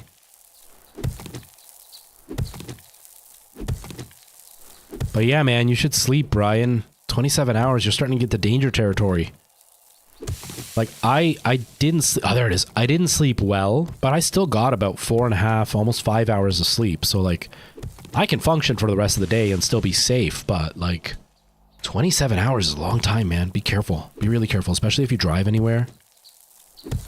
No, I've never thought of streaming. I think streaming is a dumb idea. Who wants to even stream? You missed it. You missed it, Rigo. For those who don't know, I'm talking to my brother, Rigo. Rigo is also a streamer. He's been kind of on and off lately because he started a business, so he hasn't had as much time to stream. But he is also a streamer. He actually started around the same time as me. Makes a lot of similar content to me. He's much more energetic than me. But yeah, we started around the same time. We're hoping that's who was here actually with the hair. We're hoping that we can kind of combine our schedules again and start streaming once a week together, because we used to stream once a week consistently and it was always really fun. So we're hoping to do that again. But Rigo, you missed it. You missed it. Ready for this? You ready? Get ready to laugh. Get ready to laugh. I am an NPC. Do I make money by just doing this? How long does it take for... I mean, I gotta do it like a robot. How long does it take for an action? I knew I was doing it wrong.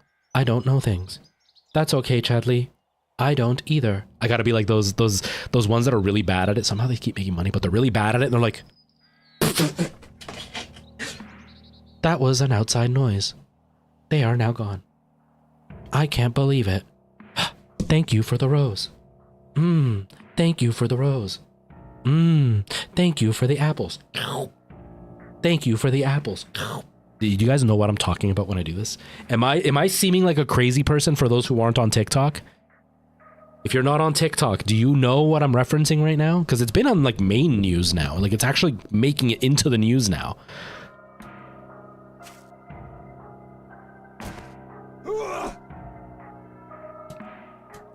Oh, there was a new user that joined. I could have absolutely gotten away with it. I should have. Dang it, I shouldn't have stopped.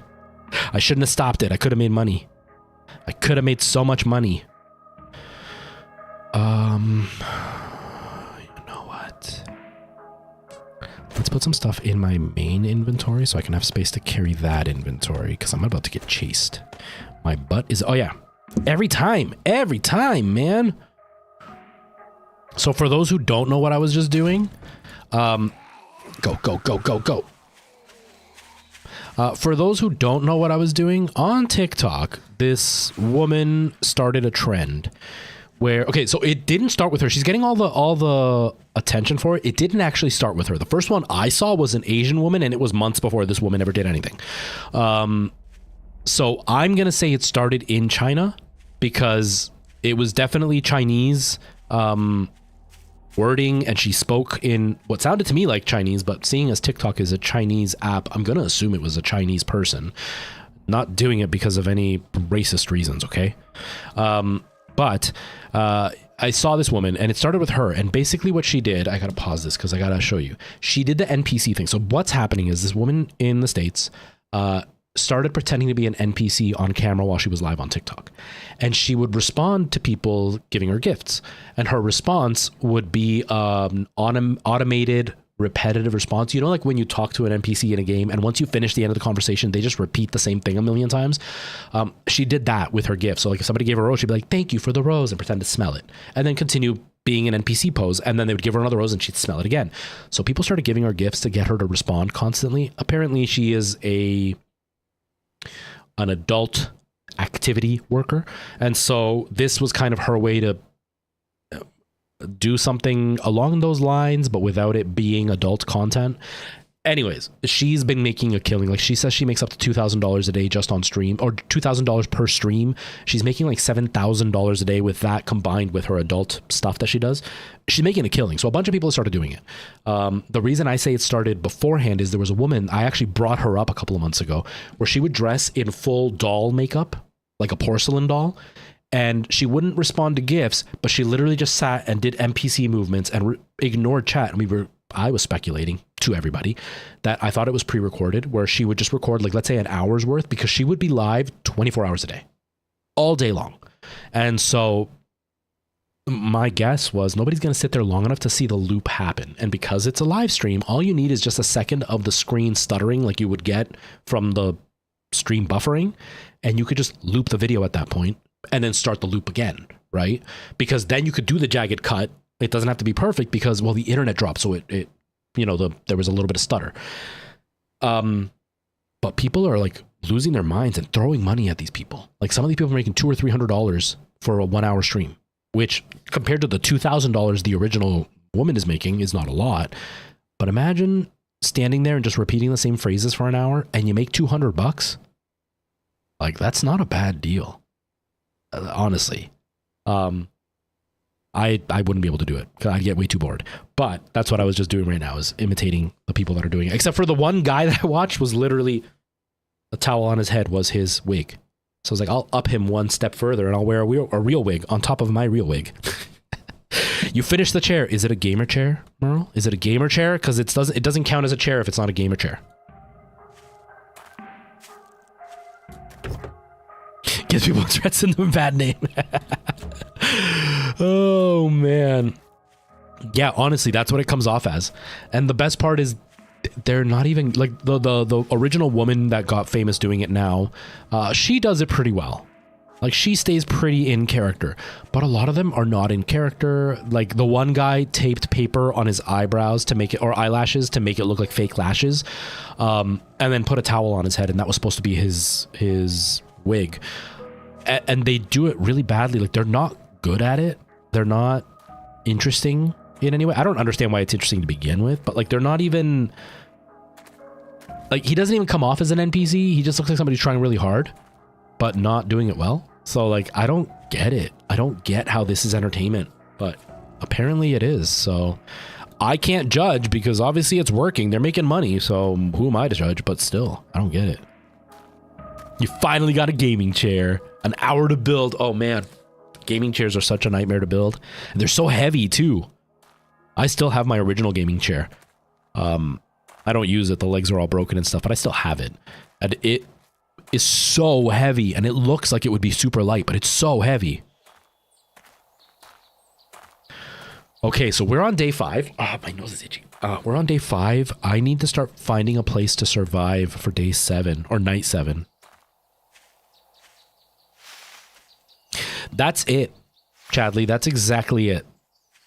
And it works. So, I mean, what can you say? It's working, right? And they're making money. Like, they're making a lot of money. Like, an insane amount of money. And I'm here doing this. And I think I've made like $25 on TikTok in total since I started streaming on TikTok. And even on stream right now, I've got 21 subs, but it's because someone came in and gifted something like 10 subs and somebody else gifted 5 subs after that. But before those 2 people came in on that raid, I've been averaging 5 or 6 subs per month. And I'm averaging 4 or 5 viewers per stream. Like I've got 7 right now. And I don't even know if they're all on Twitch or if it's... Does Restream tell me the difference? Yeah, I've got 5 on YouTube and apparently 2 on YouTube and 5 on Twitch. But I think the 2 on YouTube, one of them is definitely me because I've got my live stream open. But like I'm not averaging a huge number right now. I've got 6 on TikTok. So TikTok's winning right now. It's my NPC moments. Those NPC moments, they got me 6 viewers. But yeah, I'm not making any money, so I don't blame them for doing it when this is so much more work for not as much outcome, and they're making bank. Even if it was $50 a stream to do that for an hour, $50 an hour. Where else can you get a job that you can do whenever you feel like for only 1 hour and make $50? Like, I don't blame them. I just don't get why the audience is into it, but I don't blame them. That's sent it in. Could start a fire.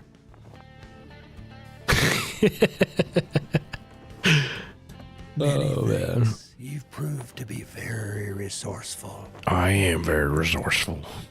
I am. I'm so resourceful. Ooh, the weighted head mod. This can work well on my club. Oh, but the pipe bomb could work. No, I'm gonna go with the weighted head just because I'm still fighting one-on-one. So let's do that one. I'm hungry, so... Oh, actually, no, I killed an animal. Check back again, and I may have what you're looking for. So I can cook some.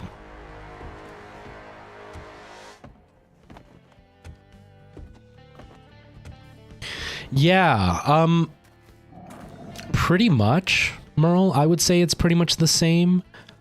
The only thing that makes me not understand the NPC thing, which, like, I watched Philip DeFranco. If you guys don't watch Philip DeFranco, he's like a news channel on YouTube, and he's a millennial, but he's very like casual and laid back with the way he presents the news. So it's a little bit more digestible than regular news would be. Because, you know, regular news on legacy media still is very old fashioned in the, we have to talk like business people, speaking in that tone where you're a type of news anchor. And it's very stale to watch. Whereas Philip DeFranco talks like me. He's more energetic than I am, but he talks like me. And so I enjoy watching him do the news because he covers the biggest stuff that's going on, and he covers internet drama and stuff sometimes. So it's more in the niche that I'm into. He tried to describe this whole NPC thing as having that kind of fetish style of mentality, in the sense of like it's somebody controlling somebody else, and that has like this allure to them.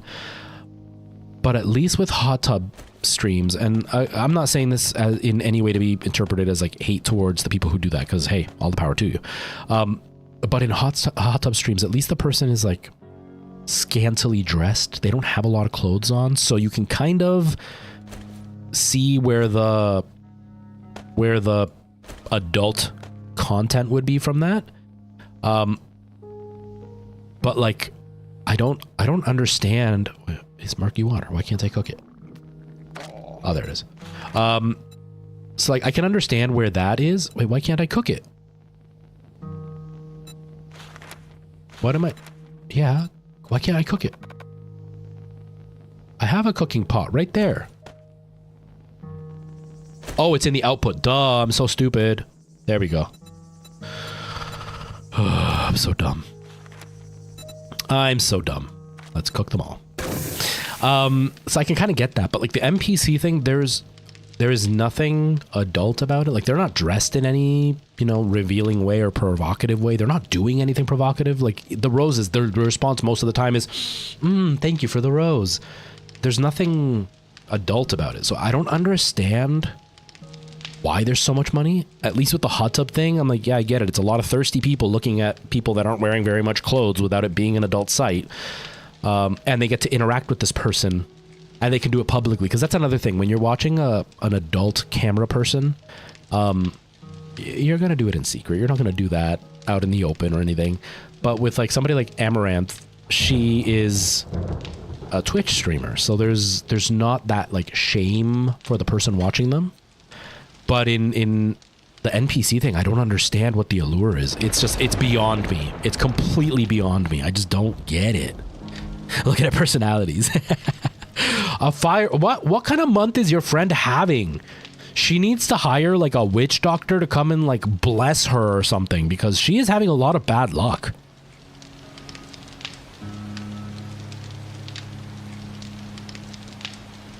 Oh my gosh. Your friend is really an unlucky person. I feel bad for your friend, seriously. Dang. Oh, let's eat real quick because I'm starving, so that's not good. Unless they look like a... Yeah, and I've seen some people play NPC characters based on like a cosplay, and that makes sense to me at least, because you can kind of have that fantasy of like interacting with your favorite character. Like when I was growing up, and I don't get it because everybody liked the other character, but in Final Fantasy VIII, one of my favorite games of all time, Rinoa I don't know how you say her name, is like the love interest in that game. And everybody that I talk to, like all my gamer friends, they're all like, oh, I have such a crush on Rinoa and whatever. But in my mind, it was all about Quistis. Quistis was the one for me. And none of my friends found Quistis attractive, and I was all about Quistis. But the reason I'm telling all this, besides embarrassing myself like I normally do, oh, I can't unlock it? Lame. Is that Quistis, if I would have had a chance to like interact with somebody dressed as Quistis, I'd be able to talk to the character that I like so much. It would be a fun little make-believe thing. But like we're talking guys who are literally sitting with a towel on their head and paper taped to their eyes. That's their NPC character look. So I'm like, I don't get it. I'm so confused. What is so interesting about this that you want to give them money? And I'm trying to stay neutral about it because I know that's what I felt about streaming.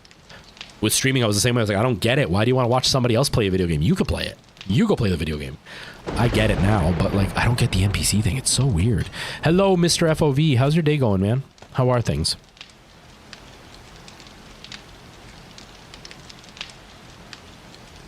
Welcome to the town of Chit Chat. Oh my god, that's the worst, Weewin. Your poor friend. Your poor friend. But I feel your friend's pain because I know what it's like to be insanely unlucky that it almost feels unrealistic.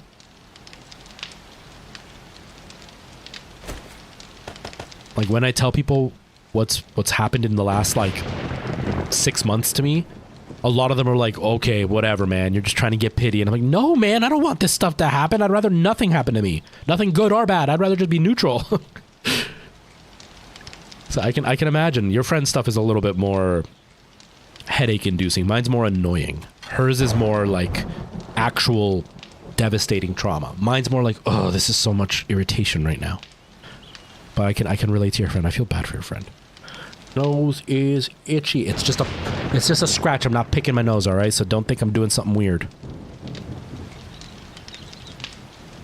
And now I just gotta lick my finger. I'm not picking and eating it. Okay.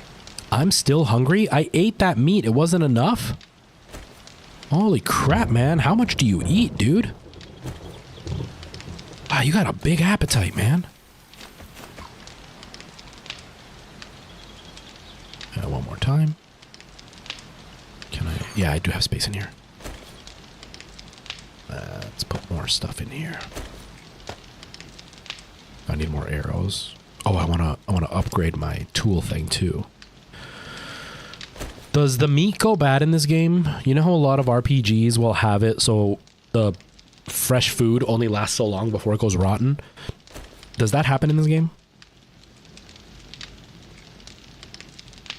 It must have been the wind. Must have been.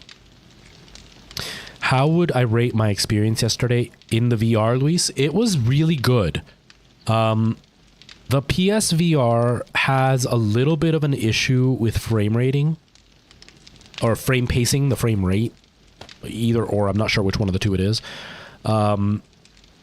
Because the hardware, although it is powerful, it's not quite powerful enough yet to do VR well. Not that it's not powerful, it's not optimized for VR very well. And so what they're doing for a lot of games like Resident Evil is they're actually playing it at 60 frames a second, and then they're using fake interpolation of frames to get it up to 120 frames. So they're doubling the frame rate digitally. It's not actually double the frame rate. So what's happening is you get a lot of weird stuttering. They call it reprojection. And what happens with reprojection is you get like this weird stuttering or jitter, it's also called, on screen, where things look like they're shaking as it's moving. So you don't get a smooth frame rate side to side. It actually looks like it's shaking as it's going side to side. So it almost gives an effect of running at 30 frames a second instead of 120 frames a second. And so the PlayStation VR struggles with that a little bit. On top of that, because it's an OLED screen, it has, they call it Mura, I think is what they call it. And that also causes the screen to kind of look weird. So it can make people kind of sick. How do I... Hold on. It can make people kind of sick. And so the problem is that people are struggling with it. So I did feel a little bit... I felt hot by the end of my stream. And it's usually the first sign of when you're starting to feel nauseous is you feel kind of hot. And not kind of hot, but like, whew, I'm sweating, that kind of hot. And that's what was happening to me by the end of the stream because I turned the brightness up a little bit too high. And so with the brightness, you get more of the blurring feature on the PSVR. But outside of that, it's a really, really cool experience. It makes the game so much scarier. It makes the game so much more immersive to see everything in VR and actually be able to look like the person in the eyes, or in Lady D's case, look way up at her.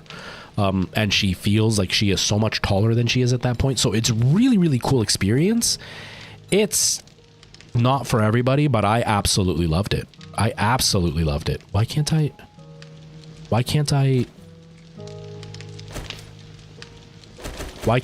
Oh, wait. Do I do it this way? Modify. Okay, okay, okay, okay. W and this. Now how do I modify with this?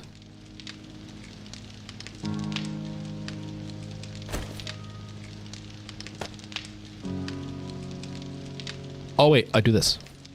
There we go. Okay, okay, okay, okay. I couldn't remember how to do it. I couldn't remember how to do it.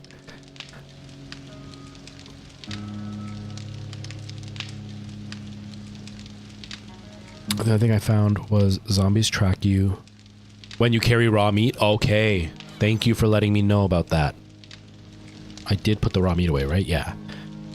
I think I saw that in a video. Somebody else was talking about the zombies tracking him when he was carrying raw meat. Or was it you that told me that last time? Maybe it was you that told me that last time and I'm just making it up and pretending like I saw it on a video so I can sound unique.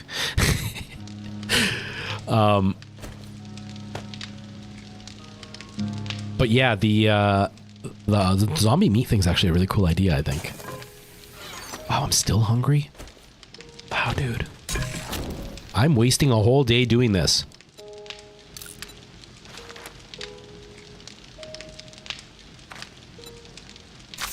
Okay.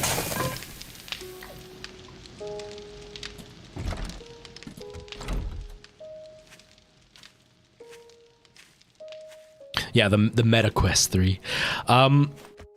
You know what? I think that the Meta Quest is probably the best purchase of what's available right now. The 3 is going to be the best purchase out of what's available right now, because the Apple one I think is way overpriced for not super useful stuff. It's powerful, but I don't think it's going to be very useful stuff.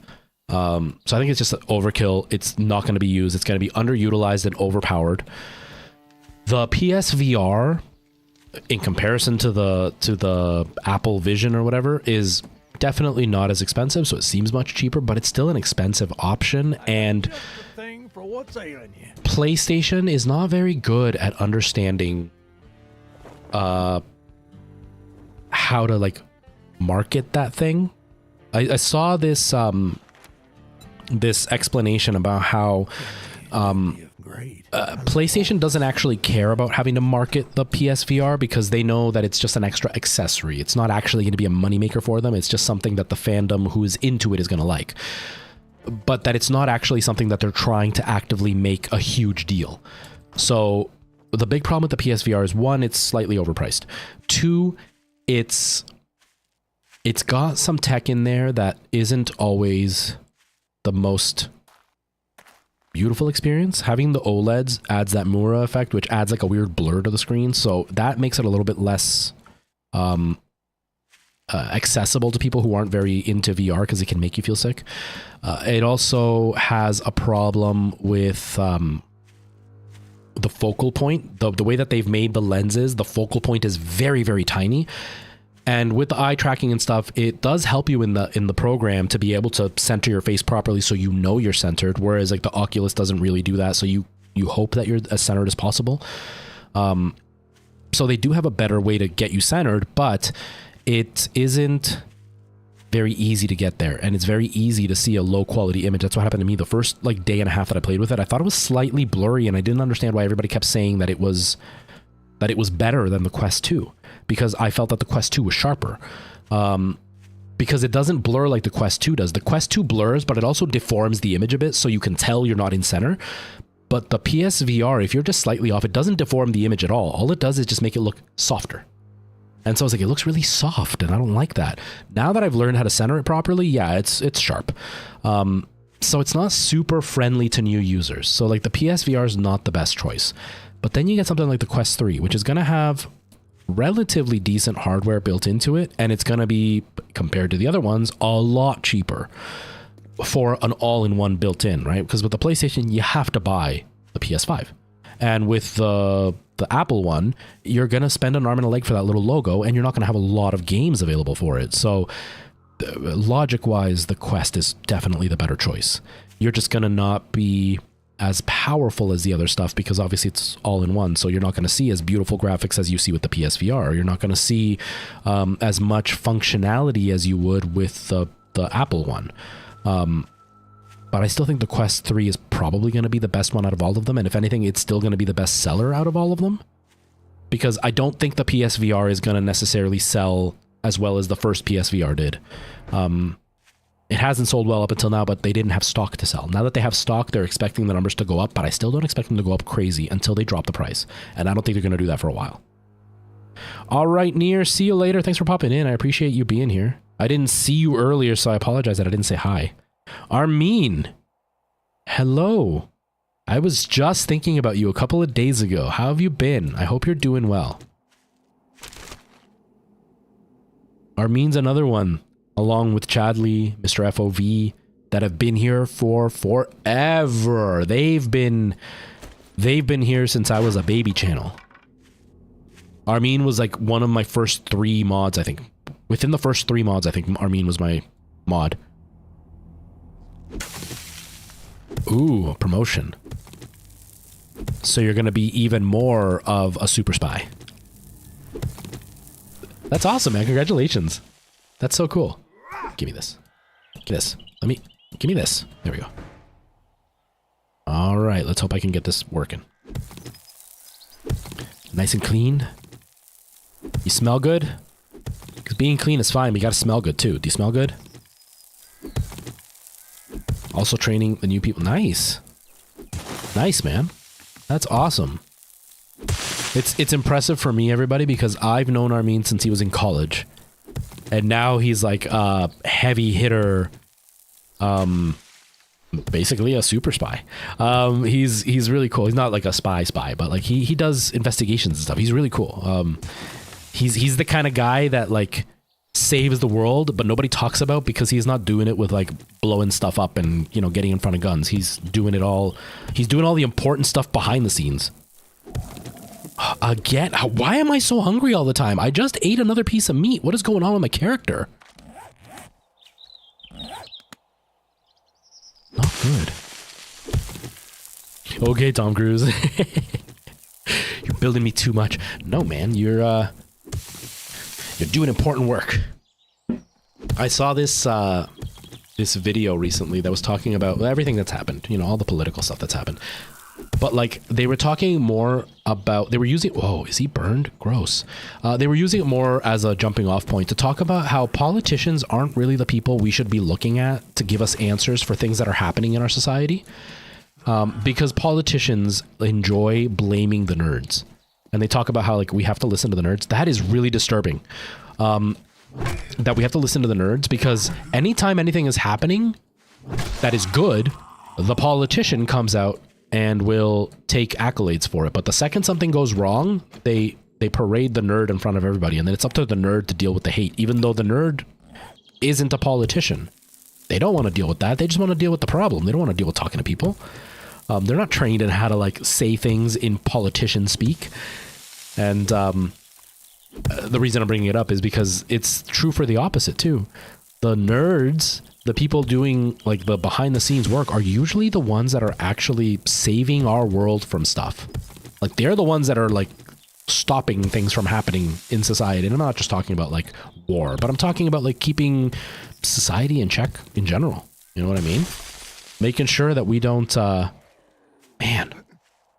we don't accidentally like, I don't know, release some kind of super virus that's going to destroy all of society.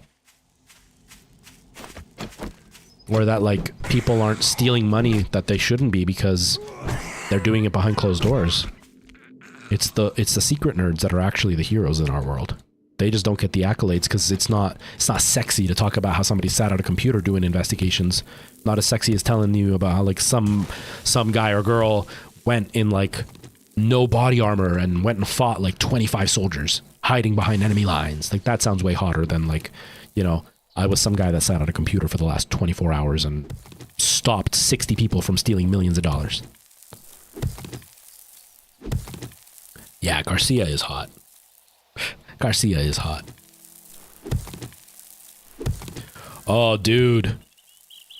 And that's only going to get worse with things like Twitch and Kick. Well, Twitch they've banned gambling now, right? But like with Kick and stuff that are making illegal gambling so much easier to do, it's only going to get worse. I would not want to work in that. That's something I definitely wouldn't want to do, because you plug up one hole and a new one opens up right next to it. That is patient work. That is very patient work.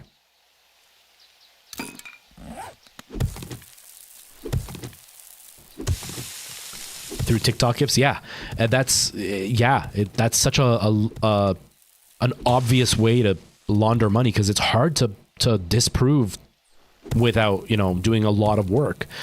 And the truth is that, like, you have your group. I don't know how many people work doing the same thing you're doing, but you know, you have your group, but for every one of you there's probably 100 people doing exactly what you're trying to stop. So they know that their odds are pretty good that they won't get caught, because there's just so many of them.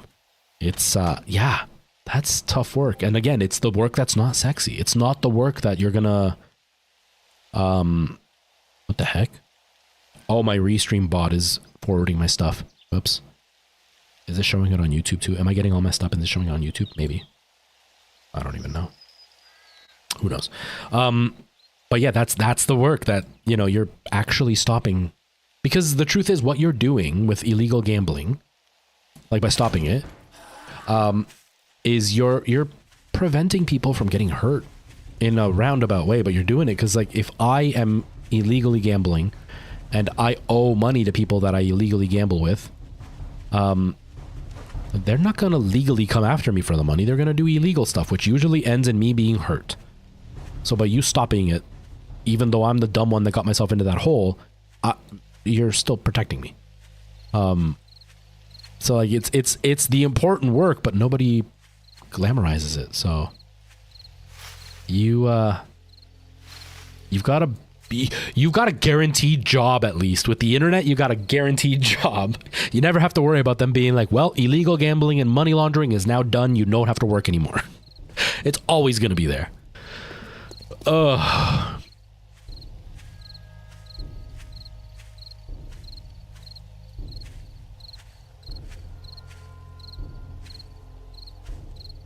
Yeah, it's the plead ignorance. And it's frustrating because there are people that don't know and have broken the law and will get in trouble. But because so many of the people lie about not knowing, you have to treat like everybody's lying about not knowing.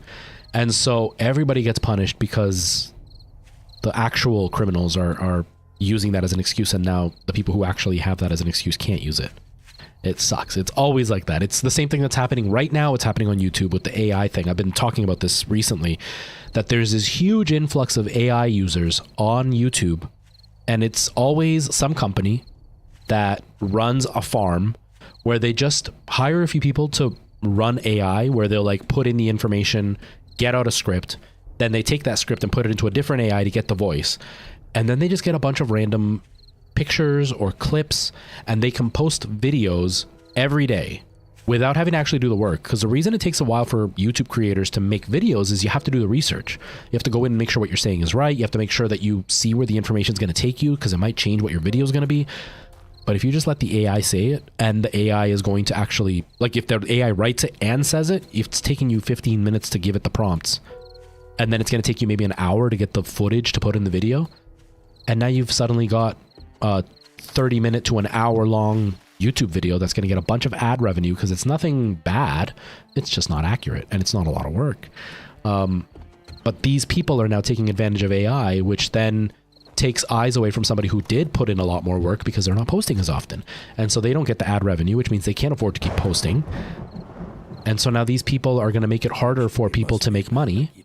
And YouTube's going to put a bunch of rules in because they don't want this fake stuff being advertised, because eventually it could get dangerous. But now these new rules are also going to impact the person who is doing all the work, because they have to put it on everybody and not just the person doing AI, because you can't prove somebody just did AI. It sucks. It sucks. Everybody lies. Exactly, Merle. Exactly. Yeah, your job's going to be here forever, Armin. Forever. I don't envy you. I don't envy you. I would not want your job. Mainly because criminals are some of the smartest people in the world when it comes to getting around the rules. And so even when you finally found a way to stop them, they're going to find another way to get around what you just stopped them doing. And I can't. I'd be so frustrated by that. I'd be so frustrated. Crocyrus, sorry, I was on a tangent looking at the camera. I wasn't watching chat. So, Crocyrus, I am using the Rode Pod mic, just like Weewin said. But if you want quality like mine, honestly, it has nothing to do with the microphone or the equipment I'm using with my microphone. My mic setup is genuinely overpriced for almost every streamer out there. Especially beginner streamers. 99.9% of streamers that are out there do not need what I have. They don't need it, they won't use it, and it won't... they call it diminishing returns. I don't know how old you are. So I'm going to talk to you like you're in grade 3 and you don't know what diminishing returns are, just in case. But diminishing returns are like you put in money or effort and you get back a result. But there's a certain point where you put in more effort and you actually don't get that much more result. And the further effort you go into, the less result you get in return. So at the end, it just gets worse and worse. So it's a diminishing return. That's what happens with these microphones. There's a certain level where it doesn't matter if you go further than that because you're not actually going to get such a big quality jump that it's going to be worth it. So like you can get a $30 microphone. Here's one. This microphone, I got given to me to promote. It was just like a review piece. I didn't actually get paid for this. I reviewed it. This is a $30 microphone. It's a toner microphone. It came like this. It's got the little shock mount, which allows that when you hit your desk, the sound doesn't come through to the microphone. It's got a pop filter, so that way when you talk, the P's and stuff don't blow up the sound. That's what this is. I just like the metal ones a little bit better. They sound a little bit brighter than these ones do. But it's a $30 USB microphone. You don't need any fancy equipment for it. You just plug it in and it's good to go. You can use something like Voice Meter Banana to be able to like split it up and like add volume levels and stuff to it if you want to get fancy. Voice Meter Banana is free. This is only $30. And you can get this to sound very similar to this. It won't be exactly the same, but on a stream, that doesn't really matter. So the reason I brought up diminishing returns is this is probably like the highest quality for a live stream that really is worth the money. Anything higher than this microphone is not worth the money. You see a lot of big streamers telling little streamers to go and get what's it called? Shure SM7B. It's like a $500 microphone. It is the industry standard for podcasts, for radio broadcasters. You see those all over radio broadcasting companies. But they're broadcasting on the radio, which is a huge multi-million-dollar industry. They are also only using their voice, so the voice has to sound as clear as possible, and they want the quality to be good, because the better the quality they send out, with the radio degradation, it'll still hold up okay. If they use a crappy mic and then they send it out to radio, it's going to sound even worse. So they want to invest. For a live stream, it's not worth it. You don't have all this fancy equipment to go with a Shure SM7B. And this is $100, $120, and that is $500. But you put this microphone next to that microphone and you talk into both of them, as long as you EQ them properly, you're not going to hear a difference on a live stream. So it's not worth it. That's where it gets diminishing, because the 30 to this, there is a quality jump. But from this to the Shure, there's a quality jump that nobody's going to notice except for professional sound engineers. And who is a 12-year-old watching a live stream that's a sound engineer? You're not going to see it. So it's not worth it. I would suggest get yourself a half-decent USB microphone. It doesn't have to be top of the line. You know, the Blue Yeti was really popular for a long time, but I would suggest maybe the... Shush. I would suggest maybe the what's it called? The Elgato Wave mic will give you very, very good quality, and then spend time EQing it. You want to get the equalizer to be okay, so your voice sounds as good as possible. Add a couple of filters. Usually you want to get like a noise gate, which is what stops outside noise from coming in. I can show you actually. Sorry, I'm off on a tangent, everybody. I apologize. I just get so excited about this kind of stuff. I've got a noise gate on mine, and I will show you what the noise gate does. This is with my noise gate the way I like it, but then this is with it off. I don't know if you can hear, there's like suddenly a buzzing that you can kind of hear in the microphone. Get it out of this menu. I don't know if you can hear that buzzing. right? Or can you hear when I'm clicking my mouse? And the noise gate, all it does is just make sure that anything that is quieter than what I've set my noise gate at is not going to come through. So the buzzing is still happening, but because the microphone shuts off as soon as I stop talking, you don't hear the buzzing. Or the clicking, you can't hear my clicking unless I'm talking. But I'm clicking right now and you don't hear it. That's what a noise gate does. That alone makes your sound quality better.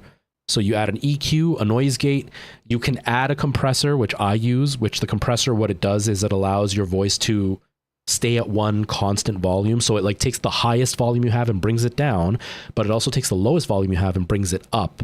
So that way, if you talk really quiet or you get really loud, the volume roughly stays the same on stream. And that'll make your volume, your quality sound better. And any microphone can do that because OBS has a bunch of filters built in. If you get a wave mic, it has a whole app that has that stuff built in and you can sound really good. So don't get tricked into like buying super fancy stuff. Just take some time to watch some videos on YouTube and you can get like budget $20 microphone setups to sound phenomenal. It just takes time. It just takes time. Miguel is feeling left out. He is so left out. Wait, what happened? What happened with Restream? Weewin, what happened? What happened? No, what happened? Tell me, Weewin. Tell me what happened. I'm now worried that you're not watching my stream. And if you're not watching my stream, then what is the point of even streaming? How long have I been live, actually, now that I'm talking about that? Trader Joel's is now closed. 2 hours. Okay, I gotta stop really soon. Really, really soon. Okay, I ate again. What is my food at now? 57. It's still super low. Let's eat one more time. Did I eat all my meat? I ate all my meat. And I've got no more. But I got some sham. I've got some sham. So that'll hold me off. And some soup. Soup. Oh.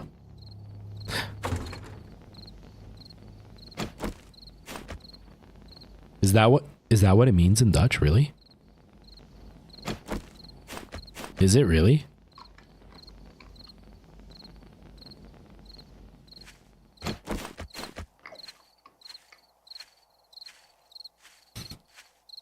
I don't know whether that's amazing or horrible. I don't know if that's embarrassing or if it's amazing.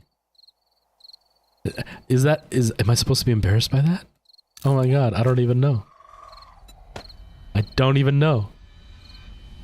Oh my god, that's hilarious. That's so funny. I mean, I could go with the story that it's just so epic that's why my name is that. Or I could go with that's just what I am, so that suits me really well. And if we're going with today's stream, it'd probably be that one. It would probably be just that's what I am, so that's why that's my name. Come back here, you jerk. I'm gonna get killed, aren't I? Running into the forest in the middle of the night is not a good idea. Where'd you go? There you are.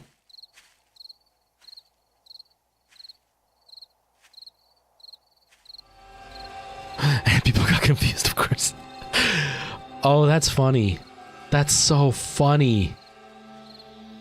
I wonder how that happened. I wonder if somebody named Luis in the past was one. And so some like really, really powerful Dutch person was like, we're going to change the word. That's what that means now. You know, like how Karen has now become its own word. It's no longer just a name. Maybe it's the same thing. Maybe I'm the ancient Karen. Maybe I'm the ancient Karen.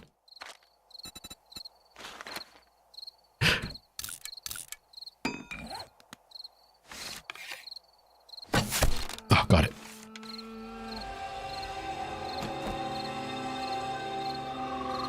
Oh, that's so funny. I didn't know that. I learned something new today. He's the shameful ham. That ham is actually a sham. I'm so scared. Do you hear that? That doesn't sound good. That does not sound good.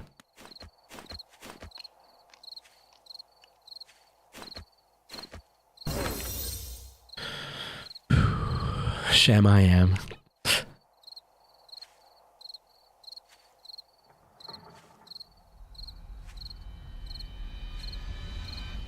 You have 3 names for it? Probably more, though. That's so funny. See, and I've seen videos that talk about how like Mandarin has words like that. Double sound. Is that Mr. FOV? Is that who I see? Mr. FOV? No. Okay, Armin gifted. Thank you, Armin. I appreciate that, man. The alert that comes up there on TikTok and over there on Twitch and YouTube comes up as who got the gift. It doesn't say that somebody was gifted. But Armin, thank you. I appreciate that, man. And Armin, Chadley. Sometimes Spiritual Booty comes in. That's another person. Rhinosaurus, Steffi the Unicorn. Those people are the ones that when I see them, it instantly brings back like a nostalgia feeling. Because they've been around for so long. Like they've seen the channel go through so many changes, the logo change, the lighting, the background, the hair, like so many changes. So many changes, and they've been through all of them. It's it feels nice, you know what I mean? It feels really nice. I have 8 whole points? What? Well, let's cook first.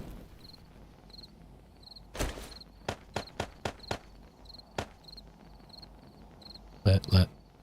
I thought I did, okay.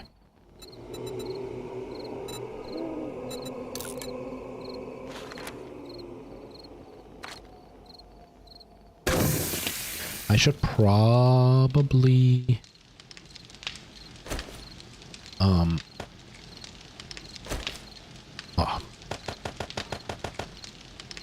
probably start learning new recipes, because obviously it's not the best to just have charred meat all the time. I am calling you old man. You used to be a college student when we met. Now you're like a full-blown super spy. You're not a kid anymore. I'm aging backwards because I was bald when we met, and now I have a full luscious head of hair. So like, I don't know what your problem is, but I'm getting younger.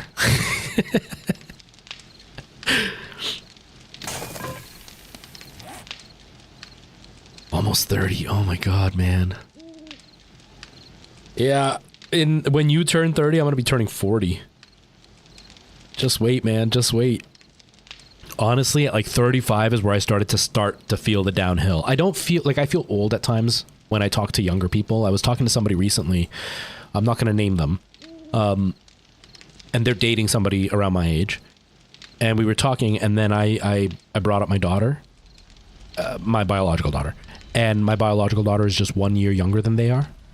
And it made me feel so friggin' old, because up until that point, I knew how young they were, but I was talking to them and I just saw them as like another adult that I talked to that did gaming. A younger adult, but I didn't really put into perspective how much younger they were. And then when they said that, especially because they're significant others around my age, and then when they put like I brought up my daughter, and then they put up like, oh, they're just a year younger than me. I was like, oh my God, I'm an old man. Like, geez.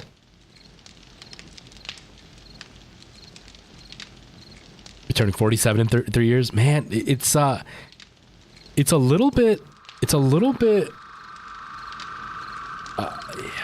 I don't know how you feel, Chadley, but I feel almost disconnected from myself. Do you know what I mean? Like in my brain, I don't feel like I'm getting close to 40. But I also know that I am getting close to 40. But I don't feel like it, so I feel like there's something missing because I should feel older than I do. I also look at myself in the mirror, but I think this is a big part with the hair, not so much just because I'm lucky. I think a big part of it is the hair, and I've been doing a bunch of treatments on my face trying to get like the acne to be reduced, and so lately my skin has been looking a lot nicer than it has before. It's like I look at myself in the mirror and I feel like I look younger, so it makes it even harder for me to feel older because I feel like I look younger. And then I see people that are around my age and I'm like, you look older than me. Just yesterday I was watching a video about did people age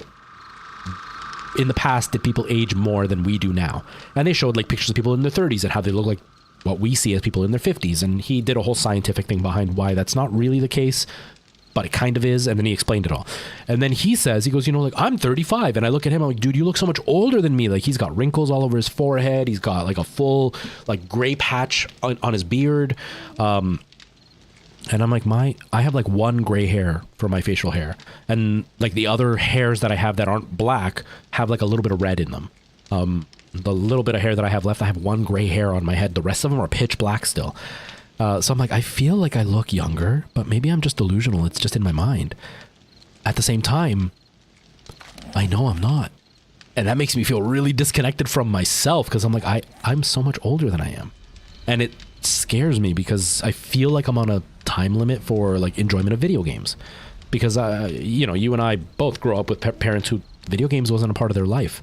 It's like, I'm worried that once I get to the point where I can no longer physically play video games, what am I going to do? Because I want to keep playing video games. You know what I mean? You got gray hairs already? I feel like I'm, yeah, me too, Weewen. I don't feel like an adult person. I do not feel like an adult person at all. Okay, can I learn recipes? Batter up. Spear hunter. Oh, these are books. Never mind. Intellect. There's just like the healing factor. There's not actually a... Okay. Gain more benefits from food. Use less oxygen when diving. Less calories. So my food goes down slower, right? That's what it means. So buy it. Cardio, yes. Healing factor. Specializing, boosting my healing rate as long as I'm not starving, yes. Okay, the huntsman. Specializing in hunting your prey, harvesting more meat and bone and leather, yes. Learn martial arts, use your fist to stun, knock down, or disarm ragdoll opponents, but I want something with like a club. Skull Crusher. Specialize destroying enemy structures with sledgehammers. Oh, I don't have a sledgehammer. With clubs and bats? Yes. Pack Mule, yes. How many do I have left? 2, okay. Master Chef. Learn how to become a Master Chef. Decrease cooking time and ingredients needed for your favorite recipes? Heck yes. Miner 69er. Maximize your mining efforts by increasing tool damage and bringing down rocks and trees faster. Yes. Am I done? I'm done. Okay. I hope that these are good. I try not to think about it too much, so that way I'm not going to feel bad if I made bad decisions. I turned 40 this year, and every day something new aches. Yeah, I'm kind of in that boat right now, Brian, is there are certain things now that physically I'm like, I don't remember this being a problem. I am attributing it to not being as active as I used to be, and I'm hoping that once I get active again, it will no longer be as much of an issue.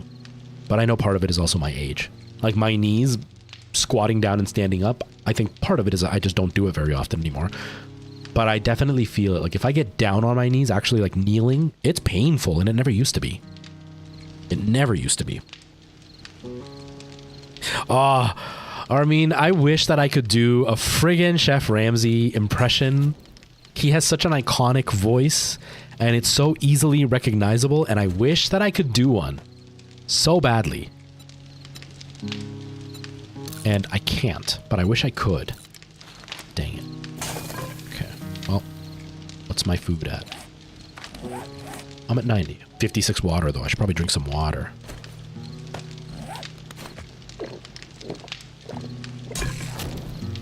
But yeah, Chef Ramsay has a very, very distinct voice.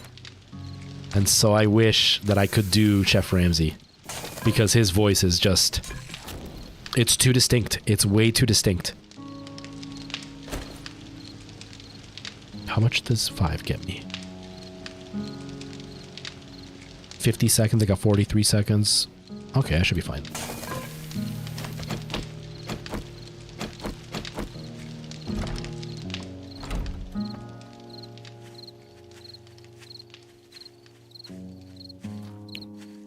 Sam. Dutch show that is old,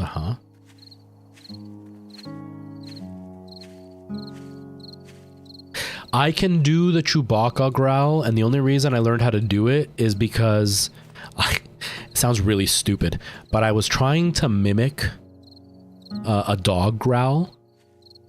I've said this many times on my stream. I have a habit of mimicking accents. It's one of my stims, I guess. It's just something that I enjoy doing randomly. I will randomly just break into accents.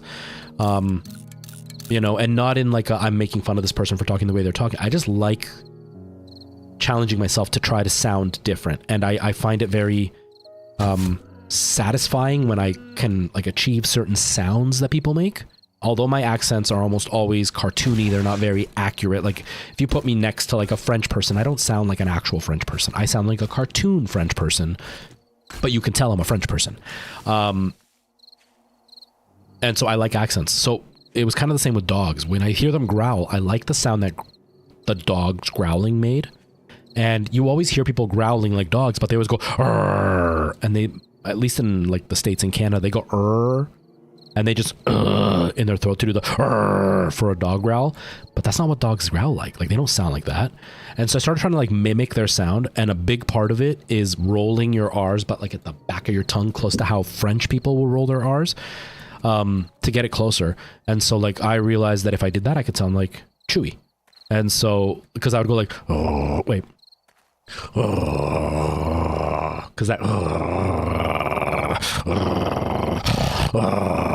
Because that breathe in when they're snarling and they breathe in, that was my favorite noise, because you'd hear the and that sound is what I was trying to mimic. And you can't go it doesn't give you the growl inwards. So that's how I learned it. And once I learned that, I was like, if I just bring up my voice, you can like roll your R back there, and then you start getting the Chewy sound.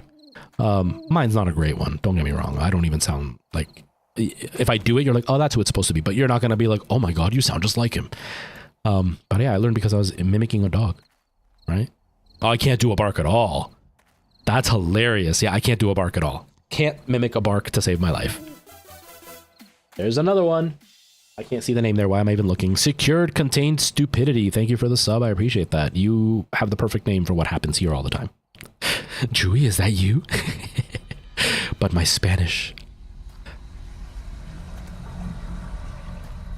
Training for new people.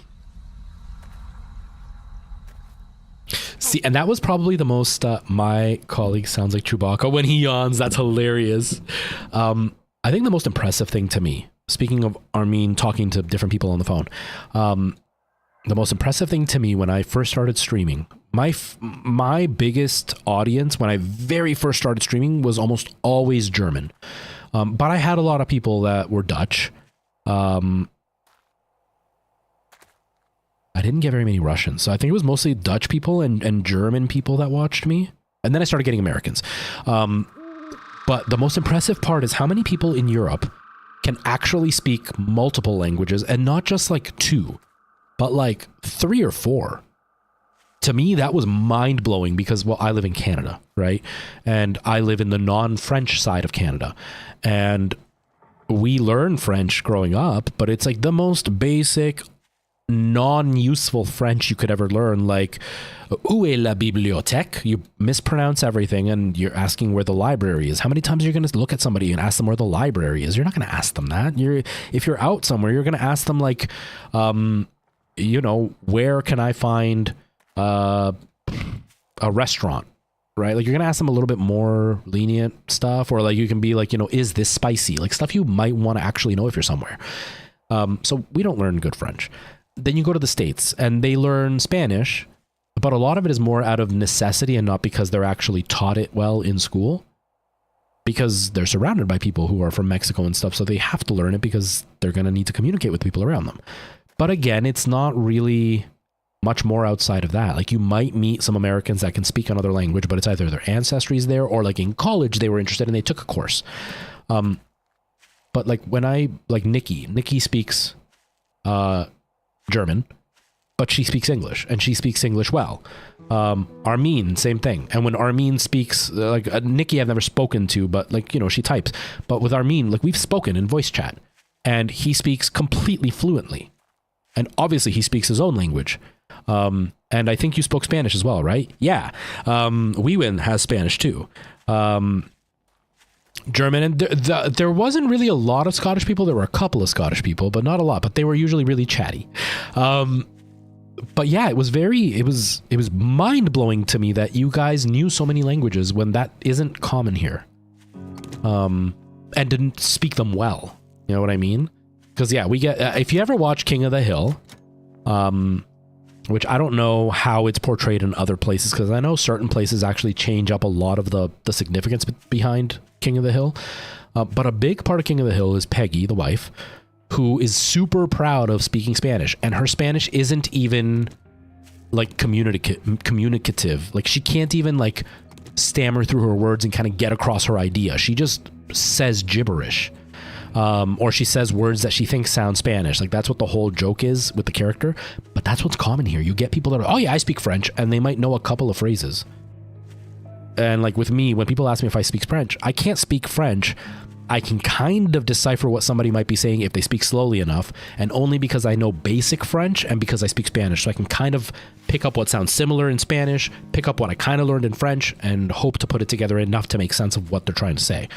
But to like meet people who speak languages that are so different than theirs and speak them well blew my mind when I first started streaming. I couldn't believe that was something that was common. It's crazy. Speak German, English, and Punjabi. Okay. I thought Punjabi was one, but I wasn't positive. I didn't want to say it and then be like, no, I was completely wrong. And you fluently speak the language of the... That's insane, Armin. That's so cool. You grew up with German, but it faded a bit? Yeah. And obviously, it makes sense because you guys are much closer to multiple languages than they are here, right? Like, in Canada, the only reason we have French is because of Quebec. And the Quebecois don't really come to our areas very often. So we don't interact with them enough to have fluent French speakers everywhere we go. But because it's a national language, it is everywhere we are. But we don't actually know how to use it. Oh, it's getting cold and I am rainy. So it doesn't really interfere with our lives. Now, the Quebecois, they do speak French. Obviously, the deeper you go into Quebec, the less it happens, but it's still much more prevalent than it is here. But outside of that, like, we don't really have exposure to other people. Like, I've met people who are from, like, Romania. One of my friends from high school was from Romania. His parents spoke, I don't know if Romanian is the language, I'm sorry, it's really ignorant of me. But, like, you meet Filipino people and Tagalog, but you meet them because that's where they're from. But you don't actually have exposure to that language outside of being friends with somebody from there. It's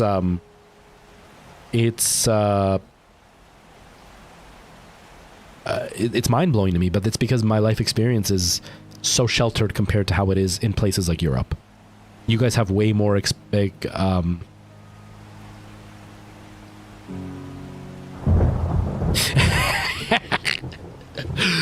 I might have a video on TikTok. I might have a video. Goku Solos arc. Goku's Solos arc, I think is what it says. Thank you for the follow. I appreciate that. Yeah, it might be on TikTok. I did one where I was showing a bunch of candy that Weewen sent me. That was something that a lot of... Oh, I made a bunch of spears. I thought I was making... Oh, I'm such an idiot. I thought I was making arrows, but I was making spears. What a waste of inventory. Okay. Question. How do I stay warm? It says to make clothing, but like, I don't... How do I stay warm? Armin with the 4 gifted subs. Dude, thank you. Thank you, Armin. I appreciate that. Thank you. Like we have a giant hole in our head. Yeah. Growing up, I liked accents, but I never really paid attention to it. I started paying attention to accents once I started acting. And that's when I actually realized that the Canadian French accent, even when they're speaking English, is so different than the France French. And I had no idea that the language was so different in general, because obviously I don't speak it, right? Now as an adult, I'm like, yeah, Canadian French is horrendous compared to France French. Not horrendous in the sense of like one is better than the other, but horrendous in like the origins of French is from France, and the Canadian French is now a completely changed dialect. So it's very similar to like Southern American English versus British English. It's the same language, but if you consider British English like the original English, Southern English sounds butchered. So it's the same thing with Canadian French, and I didn't know that till way later. It's nuts. What are you doing? What are you doing? Dude, you're gonna break my hut. Don't do that.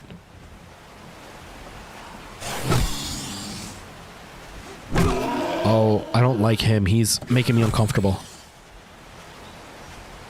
Come on, come on. Refill, refill. Okay. Oh, you're still alive.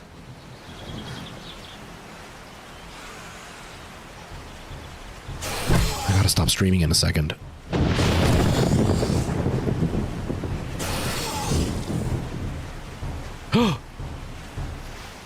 You almost hit me, lady. All right, Preston, I'll take it. I saw it. Oh, whoa, there's so many of them. I saw that you had sent me a message on my watch, but the watch only showed like the first sentence, and then the rest is like click here to open or whatever, so I didn't open it. But I will open it as soon as I get home. Or as soon as I'm done streaming.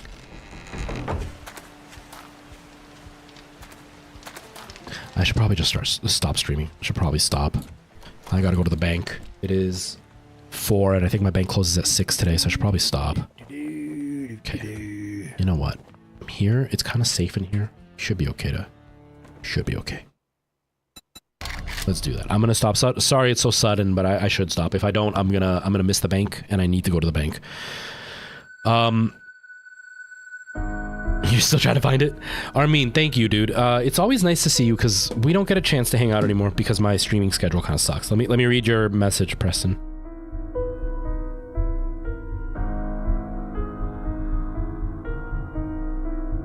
Ooh. Send me some details. If you're still here, Preston, send me some details. That might be something. I don't know. My voice is pretty screwed. At my dad's funeral, I put it to the test. I've been saying a lot that my voice is gone. And everybody's like, no, your voice is still there. You still sound good, but my voice is gone. At my dad's funeral, I sang 5 songs. My voice was raw for the next day and a half. And not just raw, but I had this kind of thing going on because my vocal cords were just so strained. So I don't know. But send me the details. Because it would still be really cool. Dude, I get it, man. You've got a fairly hectic job to begin with. My stream schedule has not been great lately, but it's gonna get better. Alana and Nora are moving away in about 3 weeks. And then I'm going to have a shift in the way things are being done because not only am I gonna have a lot more free time because I'm not gonna be, no dad duty anymore. I'm also not gonna have to worry about responsibilities around the house, if that makes sense. Like, if I don't do the dishes when I'm supposed to do the dishes, Alana gets up and she gets upset. But if nobody's around and I don't do the dishes, then it doesn't really matter because I'm the only one that has to deal with it.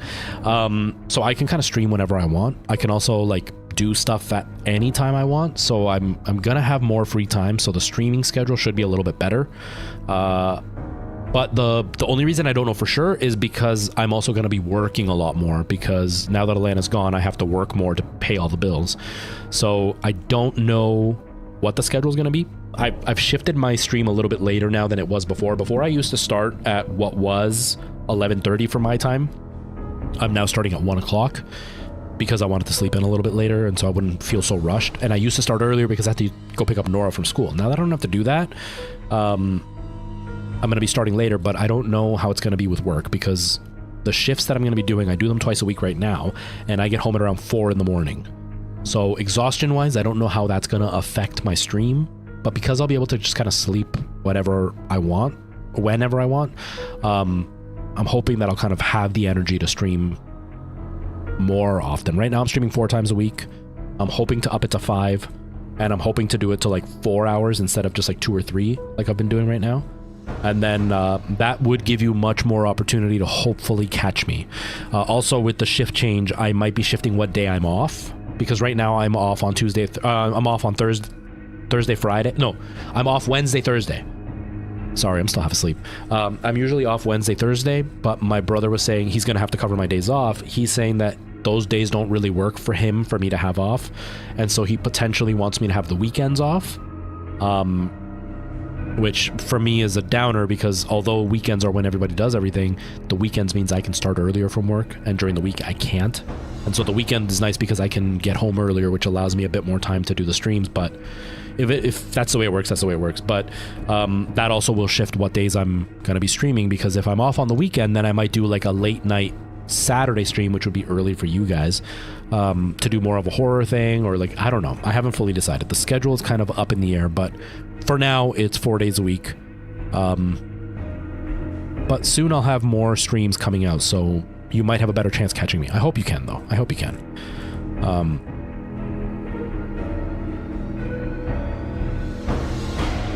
No worries, Weewan. No worries. Yeah.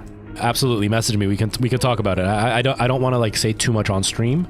But yeah, we'll talk about it. I'll let you kind of know what's going on. Early morning horror. You're getting to work and all you hear is me screaming like a baby. But yeah, that'll be kind of the plan. So hopefully I'll see you more. I can't hold it against you if you can't be around, because obviously life changes, right? When you first started hanging out, you were a college student. You had a lot of time on your hands. I mean, you were studying and going to school and it was busy, but like you had a lot of time to like have me on in the background while you were studying and stuff. Now you're working, you have bills, you have your own social life outside of streaming. So like, I get it. But yeah, studying.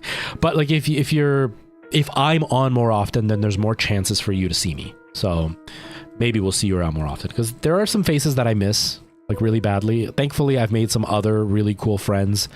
And it would just be really cool to have like a mix of everybody. Because like Weewin has been at almost every stream since I came back, which is really cool. Tara comes over once in a while. She's also really busy now because she's back in school. Brian has now come through from TikTok, and he's been at almost every stream as well, even if it's like 10 minutes. So it's pretty cool. I'm making a new community, and now that I'm going to start streaming more, especially that my YouTube is suddenly picking up, which is like still surreal. What am I at now? Because we've had a few followers, but I don't think it alerts me at every single one. What am I at? 5.98. We were at 5.97 when I checked earlier. We're at 5.98. We are literally about to break 6K. That's crazy. So we're making, strides forward. Hopefully we'll have a big community and we'll have some friends, and with me being live more often, there will be more stuff going on, and we'll see. Yeah. Yeah, Mr. FOV, it's weird. It's not weird. I made a video that's gone semi-viral on YouTube, and that's what's getting me all the follows. It's not really from streaming, because right now we've got just you watching. So there's nobody watching me. But it's the shorts that I did. Two of the shorts that I did went well. One of them went semi-viral, so it's getting me a lot of follows. But those follows, although they're not at the live stream, it still helps the channel, right? Because if I can get sponsorships or, collaboration deals, and my videos still do well, then the live stream is just like a place to hang out with people who want to see me live, but there's still content that'll get me out there, which will help kind of supplement the live stuff, right? So that's kind of where we're sitting. We'll see what happens. Anyways, I got to get out of here. I really appreciate everybody hanging out and being here. You're all amazing. I've had a really fun time today. I'm sorry it was a really, really short stream, but I have to go to the bank. If I don't go to the bank, I'm going to have to probably wait until Monday. And I am impatient and don't want to wait till Monday. Armin, thank you for all the gifted subs. Weewan, thank you for hanging out. Mr. FOV, thank you for being here. Merle, Chadley, everybody. I really appreciate it. Brian, have yourself a great day. TikTok, let's say goodbye to you first. And then, because it's like 5 steps to say goodbye to you. Goodbye, TikTok. Have yourselves a great day. See you later. Okay. Twitch and YouTube, thank you all for hanging out. I will see you all on Monday, I hope. Yeah, it's nice to see the same faces, Mr. FOV, and just like knowing that people are enjoying just listening to me jabber on while I play some random game. It's always nice. It's always really nice. Oh God, did stupid DK dude follow you? He's gonna start harassing you on any videos you have. Guaranteed. God, pathetic. Sorry, I'm still bitter about it. All right, everybody. I will see you all on Monday. It's the weekend, and I have a busy weekend, so I doubt I'm going to be streaming this weekend, like usual. So I will be back on Monday for something. Probably Dave. Probably going to do some Dave the Diver. All right, everybody. Have yourselves a good day. Take care. See you later. We went block that guy if you don't want a headache. All right, see you later. Bye.